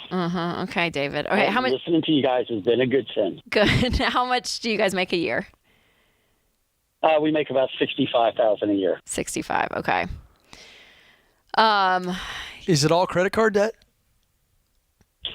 Yes. Yes, it is credit card debt. Because here's the thing, too, David, is that might be high on the credit card debt. It's probably more like about 10,000. Okay. Well, so what's the other debt of the 20? What else do you owe? Maybe some medical and the wife. We've been budgeting quite well, and so it's something that we've learned over the years to try and keep a control on that spending beast. Okay. And David, do you guys have anything in retirement? About $30,000-$40,000. Okay.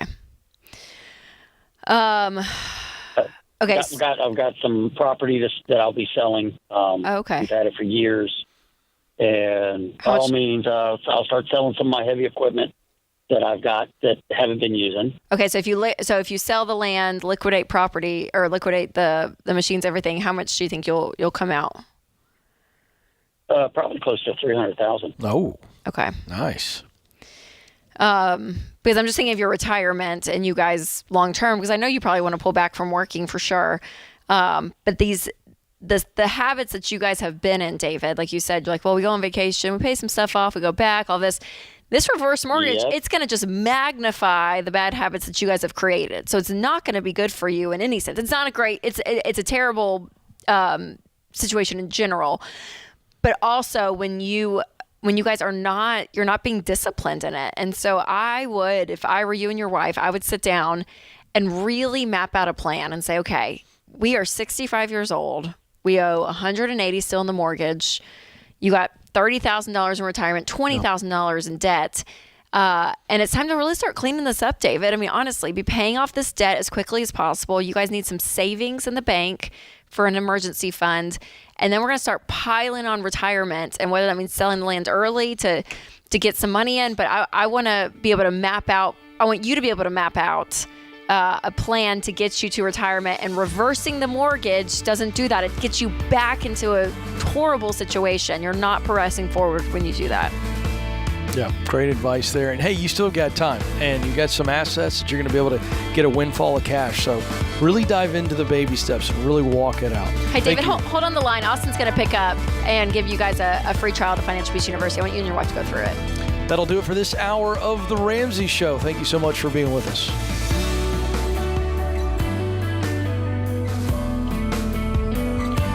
Hey, it's Rachel Cruz, co-host on The Ramsey Show. If you want to do your debt-free scream live on the show, visit RamseySolutions.com/debt-free scream. We'd love for you to come to Nashville and tell Dave your story. That's RamseySolutions.com/debt-free scream.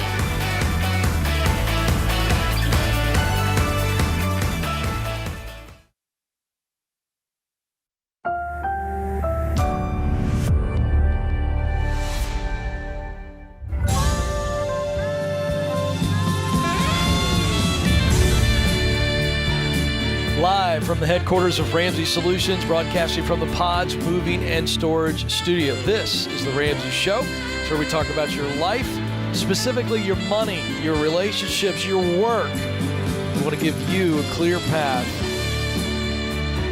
that has hope and practical steps. that you can turn your life around in any of those areas. It is a free phone call, 888-825-5225. That's 888-825-5225. I'm Ken Coleman, and Rachel Cruz joins me this hour. We are here for you. Let's go to Detroit, Michigan. Nicole is there. Nicole, how can we help? Hi, thank you for speaking with me today. You bet. So we have a 16-year-old daughter, and she got her license in August this year. And we did the Dave recommendation. We got her an inexpensive car, and she paid for half, and that's all good. So my question now is, Michigan is sort of notoriously high for car insurance. So we've got that, and then obviously repairs and gas and things like that. So what is your program's recommendation for how to sort of what to have her pay for, what we would pick up, things like that, as far as expenses? I don't think we really have a hard and fast rule, Nicole, with it. I think it's going to depend maybe kid by kid by you and your husband's financial situation. I think a lot of that kind of comes into play. And the whole idea of matching the car, is just a great idea for the kids to have skin in the game, saving up, having a big purchase that they're a part of, and that they probably end up taking care of that car better than if it was just handed to them. So all of that goes into play. But when it comes to actually maintaining it, the car insurance, I honestly see, Ken, you have teenagers, so I'll be curious what you think. But I think either path is okay. So there's some parents that are like, nope, it's up to you. You got to get a part-time job. You got to handle these expenses. It's gonna be your responsibility, and I think there's good in that. But I also don't think you're harming your kid if you don't do that. So, for instance, Nicole, I'll say, growing up, my parents, we had to pay for half of our car, and then they took care of all of what you said. They took care of the car insurance and the maintenance, and they opened up a checking account for us, and they gave us an amount of money. It was not a lot. They claim it's the amount of money that it takes to for you to live as a teenager month to month on all of your extra stuff, right? Whether it's hanging out with friends or gas for your car, all of that. And they put that dollar amount, which I think they cut the number in half, honestly, because it was not a lot, in a checking account. And Boy, you're not bitter at all. No, I still remember it because we all had to get jobs. We couldn't live off of that amount of money they gave us every month. Right. You had to go babysit, you had to work, which I think was part of the motivation. Yeah. So we were in charge of gas when we went out with friends, school clothes. They had an expectation for us of, here are the things that you have to pay for out of this account that will help fund some of it, but you're responsible of managing that account. You're not necessarily responsible for all the expenses and the financial side, but you are responsible for managing it. And like I said, it wasn't a lot of money, so if we wanted to hang out more with friends or go to more movies, whatever, we had to go work and make that money. So there was still a level of responsibility and learning about money as a 16, 17, 18-year-old, but we weren't responsible for having to pay for all the insurance and all the maintenance. And so I would say in that ends, which is the other side of the equation, I don't think we were damaged by it. Maybe the American public would think otherwise. I mean, I don't think you're damaged. I just think you're holding on to some bitter feelings you should probably talk with Dave about. I remember it was like $150 a month, and I was like, well, back then, that was a lot of money for a kid. I don't think you appreciate how much money that is back then. No, after I filled up my car, I remember all of it. And I remember thinking it was like the 17th of every month, and I'm like, I have no money. I have to go babysit this weekend to earn any kind of money. So wah. I know. So here's what we're gonna do. I would agree with you, Nicole. We're gonna pay car insurance and maintenance, but I've told our kids you're paying your gas. Because so they're in charge of their gas. They're in charge of gas. And the reason is because... this is expensive, inflationary times, Ken Coleman. Get a job, or get your friend to pick you up. She does have a part-time job at a dog kennel. She does work. Oh, no. I'm just talking about I'm just saying, I would cover insurance and maintenance, but I am going to make my kids cover their gas. Because, number one, they need to learn the cost of things like that. And then, you get to school, you get to work, anything outside of it, you're paying gas. Period. I mean, you can't, gas, you got to go to work. And if you got to go somewhere in the meantime, you got a friend to come pick you up. That's where I'm going to draw a hard line. Good for you. Pay for gas, for crying out loud. Okay, if your kids, if they want to go out, do kids go to the movies these days? That was always the thing we did. Yeah. They do? Okay. So if they want to go see a movie, what do they say? My kids? Yeah, they come to you. They go, hey, I've been invited, or I want to go with a couple of my buddies to see it. And that begins the conversation, at which point, it's like. So how do they pay for the movie? Out of their accounts. They have to. Yeah. Okay. Yeah. Okay. Do y'all fund those accounts at all, or it's strictly only the jobs that they have? We're still doing the chores. You do some basic things around the house. We'll put a little money in there. And there's the occasional, if they're during a season of school or sports. So both my boys play football, so they can't do school and work and play football right now. They really can't. And so it's limited. So at that point. I guess it could work on a Saturday, but they're working out and everything. So, we'll fund some of those things. Like, that is based on, again, the chores around the house. Sure. And the room's got to be clean, But yeah, and I think too, we can get like very we can't, because you and I are really healthy individuals. Well, thank you for pointing that other out. people, I'm just kidding. Thank you. That's so true. Can get very legalistic about the little things, right? Whether it's like they're going to pay for this. I think I'm not that the overarching idea, though, is Meg Meeker always says it, and I think it's a great quote. You're not just trying to raise good kids. You're trying to raise kids to become good adults. Right. So what am I teaching my 16-year-old? What does she or he need to know to be a successful adult later in life? So and I think you can go about that all different ways. I think there's a lot of different directions and angles. Pay for gas, don't pay for gas. Give them some money and let them work. Don't give them any money, make them all work.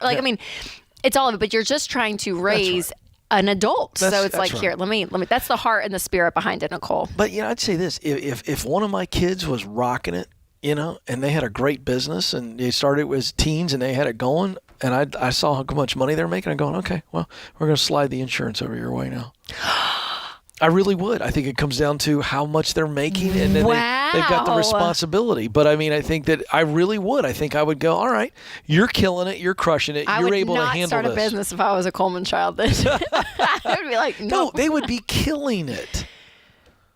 I'm going to handle them. But then I feel like you're kind of like teaching them responsibility, punishing the ones that are being successful, and then the one that's not doing a business, you're going to just pay their insurance. Well, that's a fair point. Okay, there we go. Hey, look, it's real time. You got me on that one. I'm just saying, the more successful they are and that they're crushing it, they need more responsibility. Yes. I'm not going to continue to magnify. That's what fair. I was getting. But you got me. You backed me into a corner. I don't know what's happening right now. I won the segment. Rachel 1, Ken 0. That's right. By the way, we are looking forward to some calls if you're in a dating relationship, okay, and you're having some tension around the money. We are going to help you. So we'll take those calls on top of everything else. She is Rachel Cruz. I'm Ken Coleman, and this is The Ramsey Show.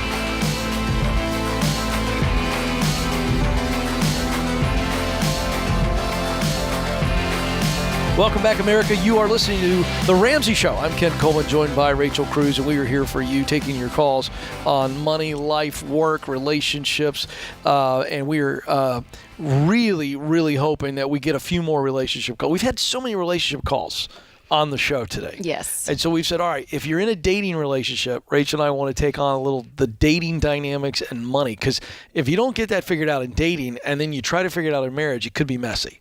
So we'll take some of those calls along with other things. We'll see what happens.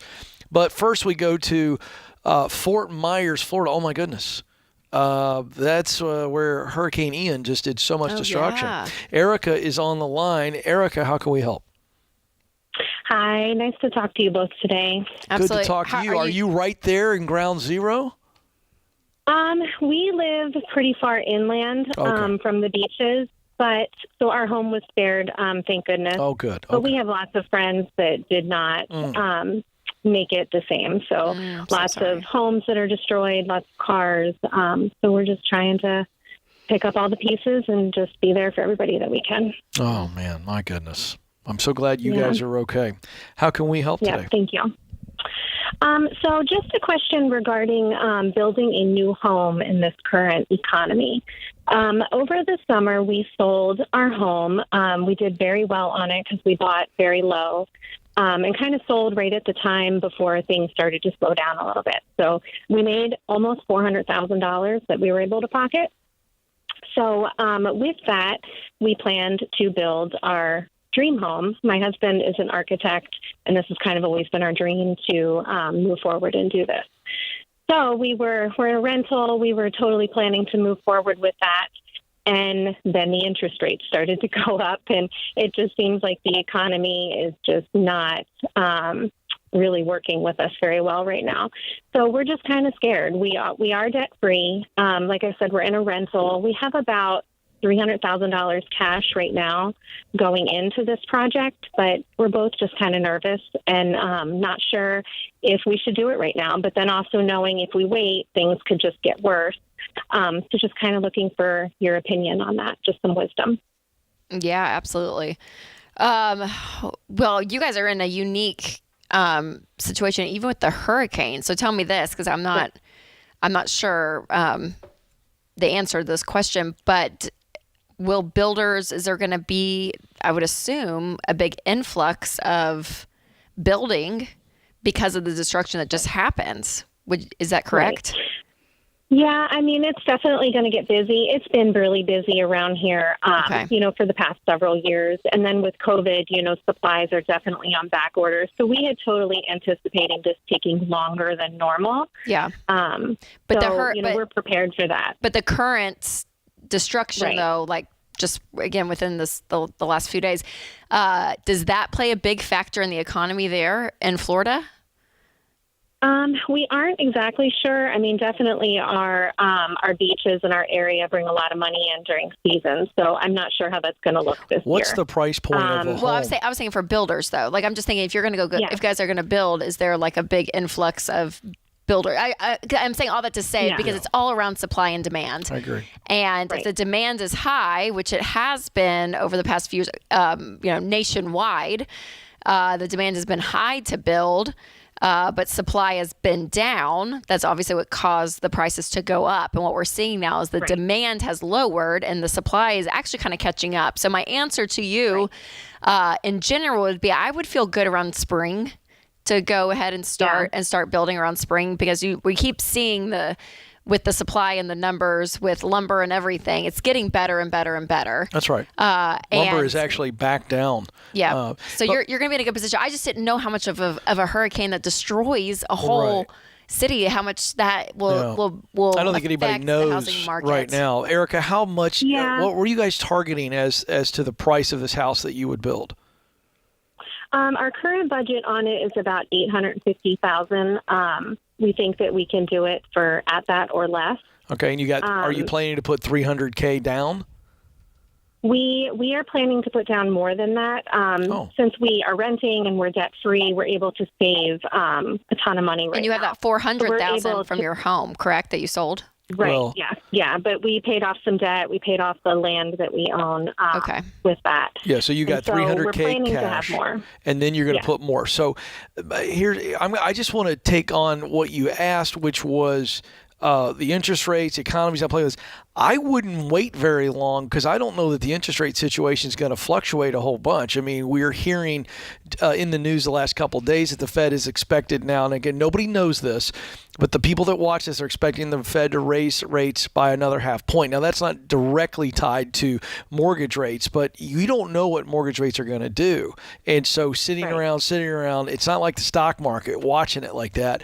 I think we're out of a period of those crazy low interest rates. I don't know how long it will be if ever we'll see stuff in the 2s or 3s again.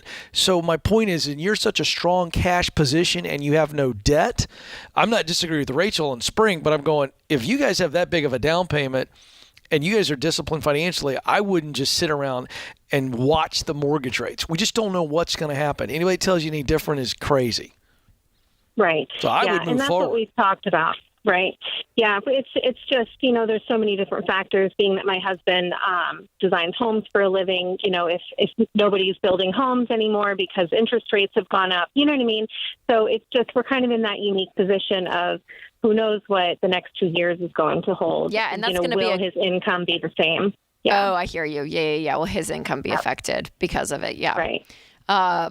Yeah. Well, yeah. I mean, where you guys are, though, I still would. I would move forward. Maybe give it a few months just to save up some more money and let the supply catch up even more over the next few months and let the demand keep going down, because you're just going to get better prices is what's going to end up happening. Right. Yeah. And do you see any evidence that his job is in jeopardy? Does he see any signs, or is this just you kind of worrying and looking at the headlines? No, not currently. He does very well for himself. He just started his own company almost 2 years ago. So he does very well. His income varies, but is somewhere around $250,000 to $300,000. That's awesome. So we're in a really great position. Yep.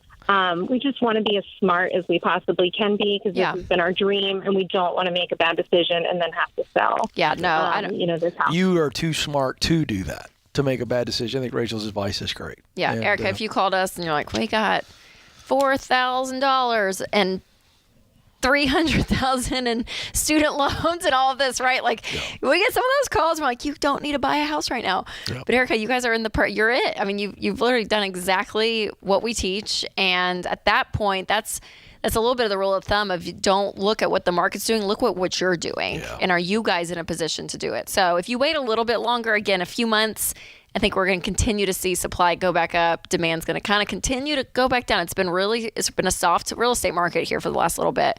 And I don't think it's going to pop back up anytime soon. So I would wait a few more months, and then I would do it. I'd move forward. Yeah. Thanks for the call. I do think you're going to see a lot of people, well, we'll see. But are people going to slow down in buying homes as we come into the midterm elections to see what's going on? Are they watching what the Fed's going to do? It should be very interesting. But there are still a lot of homes available in the United States. So if you just look at how many homes are still available, what a healthy supply is, there are a lot, but it's not as many as they want to see in a healthy supply. So still, there's some markets that are softening in prices, but overall, it's not the big bubble that everybody said might happen, and that's a good sign. So it'd be very interesting to see. But you're right, builders aren't building at the rate that they need to be, that we would like to see. So more builders building. But my heart's just heavy thinking about the pictures that we've seen the last week in Fort Myers. Beautiful coastal area and just flattened. So glad that she and her family are okay. My goodness. Well, good hour. It's not a done hour. It's a good half hour, actually. See, I just lost track of time. You're about to leave the studio. We still have 2 more segments to go, folks, which means you could still get in. This is The Ramsey Show.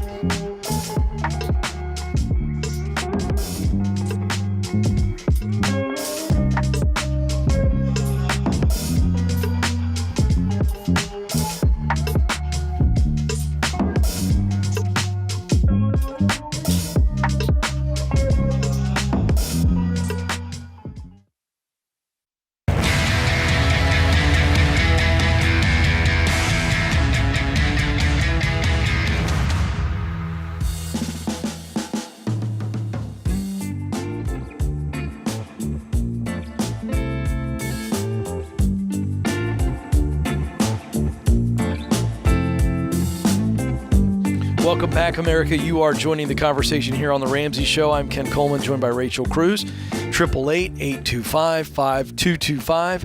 888-825-5225. Let's go to Logan in Oklahoma City, Oklahoma. Logan, how can we help? Hi. So my girlfriend and I, thank you for taking my call. Sure. My girlfriend and I are both in school, and currently we are saving up to buy a house. We also, at the same time, are both wanting to start our own small businesses. And at the same time, we're trying to get married, or we want to get married, and we want to do all these different things. And my question is what should I prioritize on doing first, or should I multitask? No, you're trying to do too much. And I love it. You guys got big dreams, but, there are seasons, and you got too much going on. Rachel, I feel like first thing we ought to be focused on is getting married. Yeah, how old are you guys, Logan? We are both, she's 21 and I'm 20. Okay, awesome. How long have you guys been together? We've been together for 3 years. Okay. And so you're it? I mean, for each other?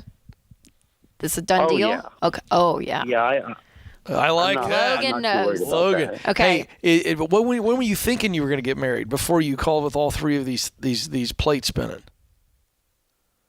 Honestly, out of all the 3 plates, I think it's the easiest one to do is to get married. So that is on the back burner, in my opinion. Oh. Or in my schedule. Why? Well, I feel like getting married. Well, so what's easier, getting married or getting a house? Well, getting a house, you have to have money. Getting married, all you have to do is go down to the courthouse. Finishing school, it's a lot more difficult than I think saving up money for a house, in my opinion.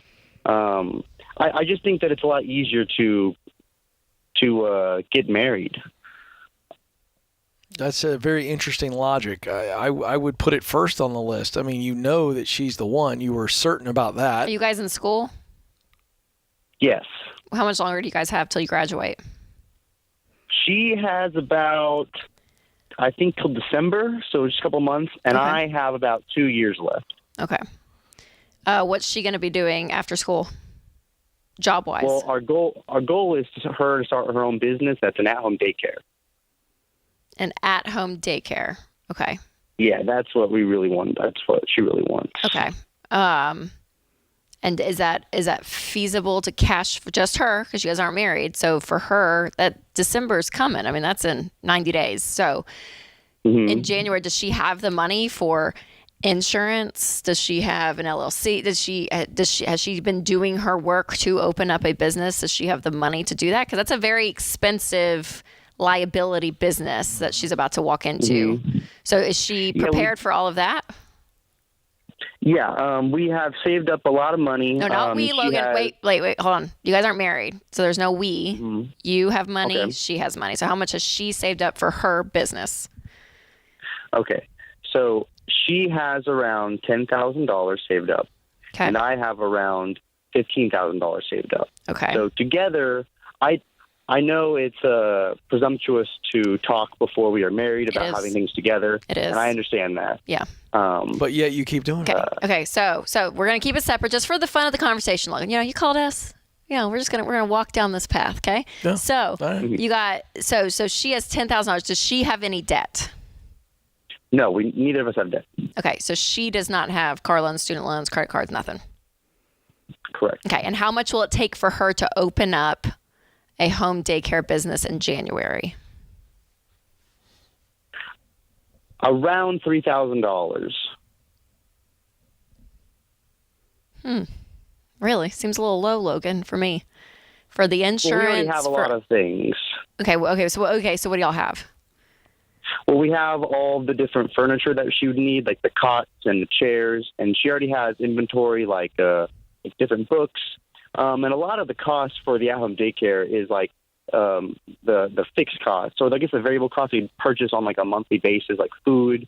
And the insurance is expensive, but what do we call it? And does she get a business license? And has she opened up an LLC? Is she, or is she going to be a freelancer? Is she going to do a 1099? Is she going to do a W-2? Like, does she have all of that worked out? I have a question. Okay, I'm sorry. No, you're great. I'm digging into. No, and it goes in here.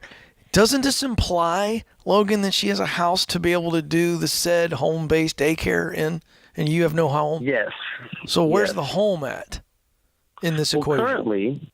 Currently, and this is the main reason that I called. Currently, we live inside of a rental property that my stepdad owns, rent-free. Okay, but where would the daycare be in January? As Rachel was walking through this, where would the daycare be? In your dad's rental? Correct. Where's Dad at in this whole equation? Because he owns the home. Well, the original idea for us moving into the rental is so that I could help him fix up the place, and so that we could save up money to buy our own home. And that is what we've been doing thus far. Okay. But since we're both almost done with school, we both really want to start working towards starting our own business. Great. Totally. That's the best thing I've heard in this call is we want to work towards it.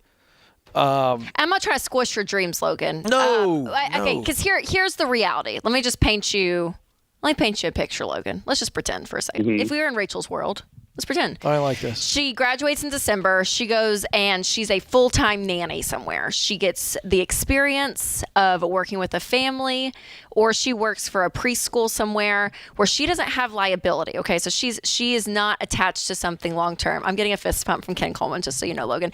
So she's doing this. She's making an income. She's working. You're working your way through school. You guys can get married. Okay, I'm not a fan of living together before marriage. If you guys know that this is it, I'm not. And I got married at 21. I was young. And it's been a wonderful 13 years with Winston Cruz.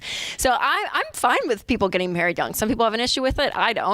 If you guys know that you're it. So I would have her graduate, her start working, you guys together then get married next spring or whenever, right? This is Rachel's world. So let's pretend. You get married in the spring. Mm-hmm. Plan a wedding between now, 4 or 5 months. You guys get married, small wedding. It's wonderful. You guys move out of stepdad's home to your own place and you rent an apartment for a little bit. You guys get steady. You finish school. You guys are saving. She's working. You're working part-time. You graduate in 2 years. And then we see where we're at. Because opening a business where you could, it just adds a level of factors, Logan, for you guys that I just don't think is wise starting out. I don't think rushing into a home your first year of marriage is wise. I don't think opening 2 businesses that you guys kind of think but you don't even have a place to do it is really wise. I would really work on yourselves. I sound like a therapist. In your marriage and build a really solid foundation relationally and financially. And then after you graduate, you guys get your money together, put a great down payment on a great starter home, move into your house, and then look to see from there, okay, what cash do we have to start one of these businesses? Because I know you have a business you want to start. She has one that she wants to start. And let me tell you, and in 3 years, Logan, life is going to look a whole lot different than it is right now. So that's Rachel's world. And I endorse Rachel's world. I'm living in Rachel's world. I'm the mayor, and I like it. Okay, here's the deal. Logan, you guys have a great vision. You've got some mountaintops, and I applaud you for that. You're young, and that's a good thing. You cannot climb a mountain overnight. This is a journey, and I just want you to have some patience, and it's really hard to have patience. So in no way am I dampening where you're at, but my friend, there is a season for everything. Rachel just laid out a completely beautiful plan, and if you just are patient, you're going to be able to experience and live all of those dreams out. I promise, because you're not in La La Land. You're a sharp young man. You'll look up at 26 and y'all will be freaking killing it. I mean, seriously, and that's still young. But yes, have the patience, build a strong foundation under you guys first and foremost before you rush into anything. And here's the other thing. You never know what's going to happen in the next 3 weeks, much less the next 3 years. And so you guys are going to get there. Hang on. One step at a time and you're going to get there. Great stuff. Rachel's World. We got to get a t-shirt. We should. Yeah. This is the Ramsey Show.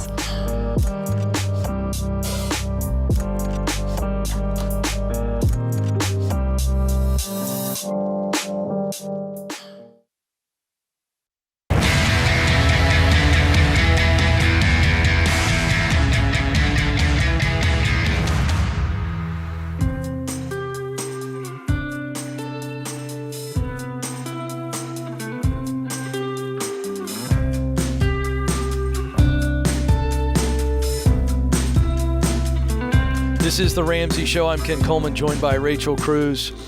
Thrilled to have you with us today. Our scripture of the day is Proverbs 12:17. An honest witness tells the truth, but a false witness tells lies.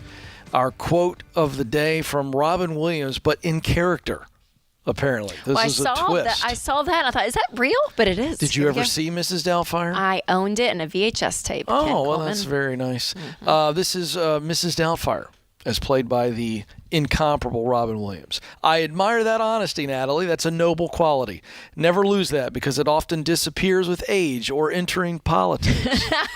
Well said, Mrs. Doubtfire. That's great. Ooh. I was trying to think of the little coo that he did as her voice. Oh. What was the name? Ooh, Natalie. God, that was such a good movie. It was a great movie. Man, I need to go back and rewatch that one again. Fantastic character. Sally Fields, man. Yeah. And who wouldn't do that? What dad wouldn't do that to be close to his kids?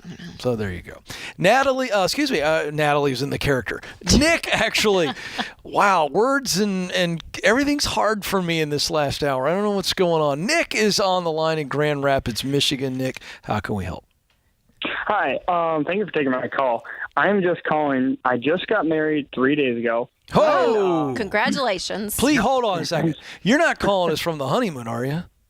No, we actually did. I'm at work, and we didn't take a honeymoon. All right, very good. Very good.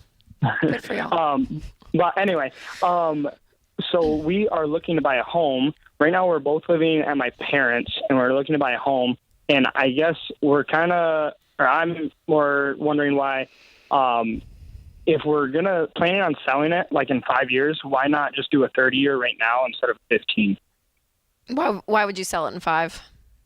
Well, I figure this will just be a starter home. I'm actually a carpenter, so I'd like to build my next home in a few years. Obviously, like I said, 5 to 7 years, something like that. So I'd like to sell it, like kind of fix it up and then flip it almost. Okay. Well, my first piece of advice, Nick, you didn't ask for this, but if I were you guys, I wouldn't just rush into a home. I mean, you guys got married 3 days ago. So part of me would say, hey, for the next 6, 7, 8 months, I would move out of your parents' and go rent somewhere, even if it's a 6-month lease at an apartment or something, just for you guys to have your own space, build your own world. Something just happens and I understand people moving back home to save money. I mean, people do it for lots of reasons.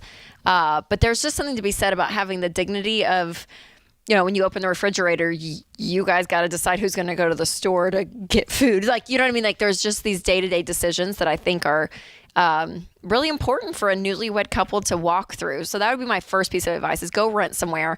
And then do you guys have any consumer debt? Nope, we are completely debt-free. Awesome. Do you guys have some money saved?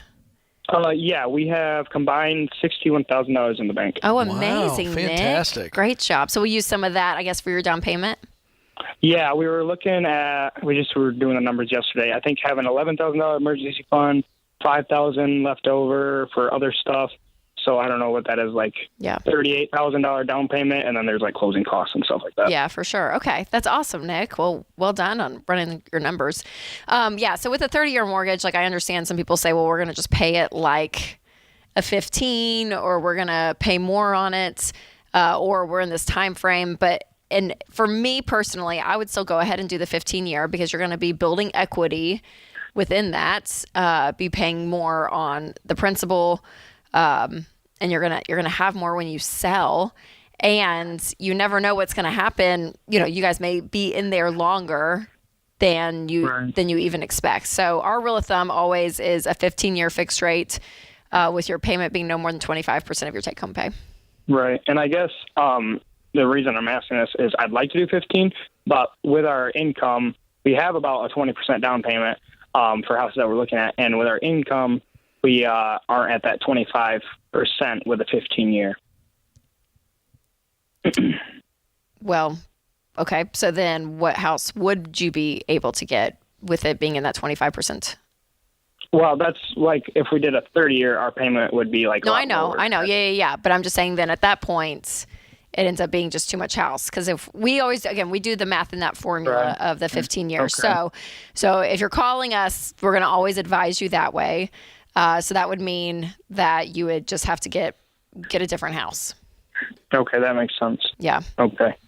Probably not what you wanted to hear, Nick, but that's what I would say. And again, houses, like they're a big part of our world.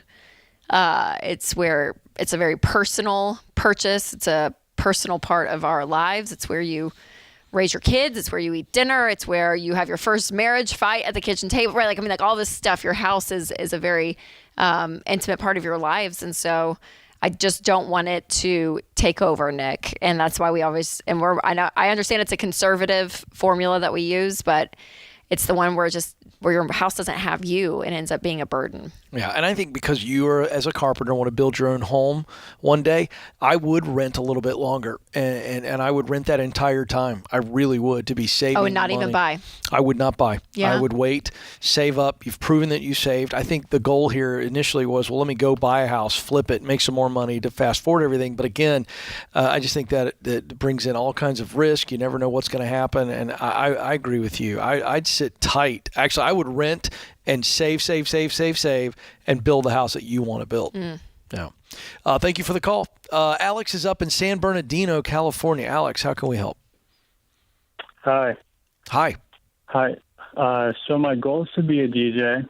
I'm 20 years old. I live with my parents. I'm currently going to college, and I just want to drop out. Do you think I should man up and finish college, or do you think I should get a job, move out, and rent? Okay, what would you drop out to do? If you dropped out today, what would be the plan? Work at Amazon. For what purpose? Just to stop going to class? Yeah, and just... what are you pursuing right now? Music. What path are you on in college? What major? Marketing. And you have no desire to do that? Not really. I'm not really into college. Well, I get it. Or school. So what's a full-time DJ going to make? I don't know. And so that's a serious question. What's that possibility look like? That's true. I turn 21 soon, so I'm going to try to apply for clubs near my area, but... So you don't know? I should look at that, yeah. Okay, so here's the point. We don't drop out of anything into nothing. Right. So I totally get that you're not into college. Believe me, dude, I don't have a degree. I couldn't stay in college either. I get it. But to drop out to nothing just to go to Amazon without knowing what the plan is, let's say you do that. OK, you drop out, you go work at Amazon. That's honorable. You're making money, whatever. OK, but you have no idea what a path to being a successful DJ looks like. And then you look into it and you go, oh, it's not as lucrative or as exciting as I thought it was once I actually dug in. So now what? Yeah. What I'd rather you do is sit tight, have some discipline, okay? And then what I would do is I would start hanging out with guys that are DJs. I would start, if you got to work, behind the bar or something like that, just to get around DJs. You're not even 21. You probably can't even do that. The point is you get in close proximity to DJs for real and really understand, like, what do you make? What do you make on a weekend? Because there's a difference between a DJ in a high-end club in South Beach and the DJ in, Sheboygan, Wisconsin. I mean, it's just different. Are you want to DJ weddings? I mean, you got to know what you're dealing with. So it's true. Yeah. You got to know. I know, Alex. Listen, if I were you, I would stick out college. Okay, I know it's a drag. You Not like just to stick it out. No, though. but when you graduate and you have a college degree, there is a marketable sense that he will have if he wants to go into something else, if he wants to go into business one day or something like. All right, it's fine. there. I think I do personally. My point is, figure out the future. Yeah, and I wouldn't drop out right now, Alex. Not right I really now. wouldn't. I want to know what a path to being a That's DJ fair. That's looks good. like. Yeah. And if it's not successful, what else is out there? Yeah. But stay put until you figure it out. Do you understand what I'm saying? Yeah, I understand. All right. There you go. Thanks for the call, Alex. I need to learn more about the DJ. I was going to say, your knowledge, though, is sweeping. Well, I've been to some nice clubs down in Miami, and that's a whole different ballgame. They're flying these guys and gals over from Europe. I know these things. She is Rachel Cruz. I'm Ken Coleman. Hey, thanks to everybody in the booth. Thank you, America, for listening. This is The Ramsey Show.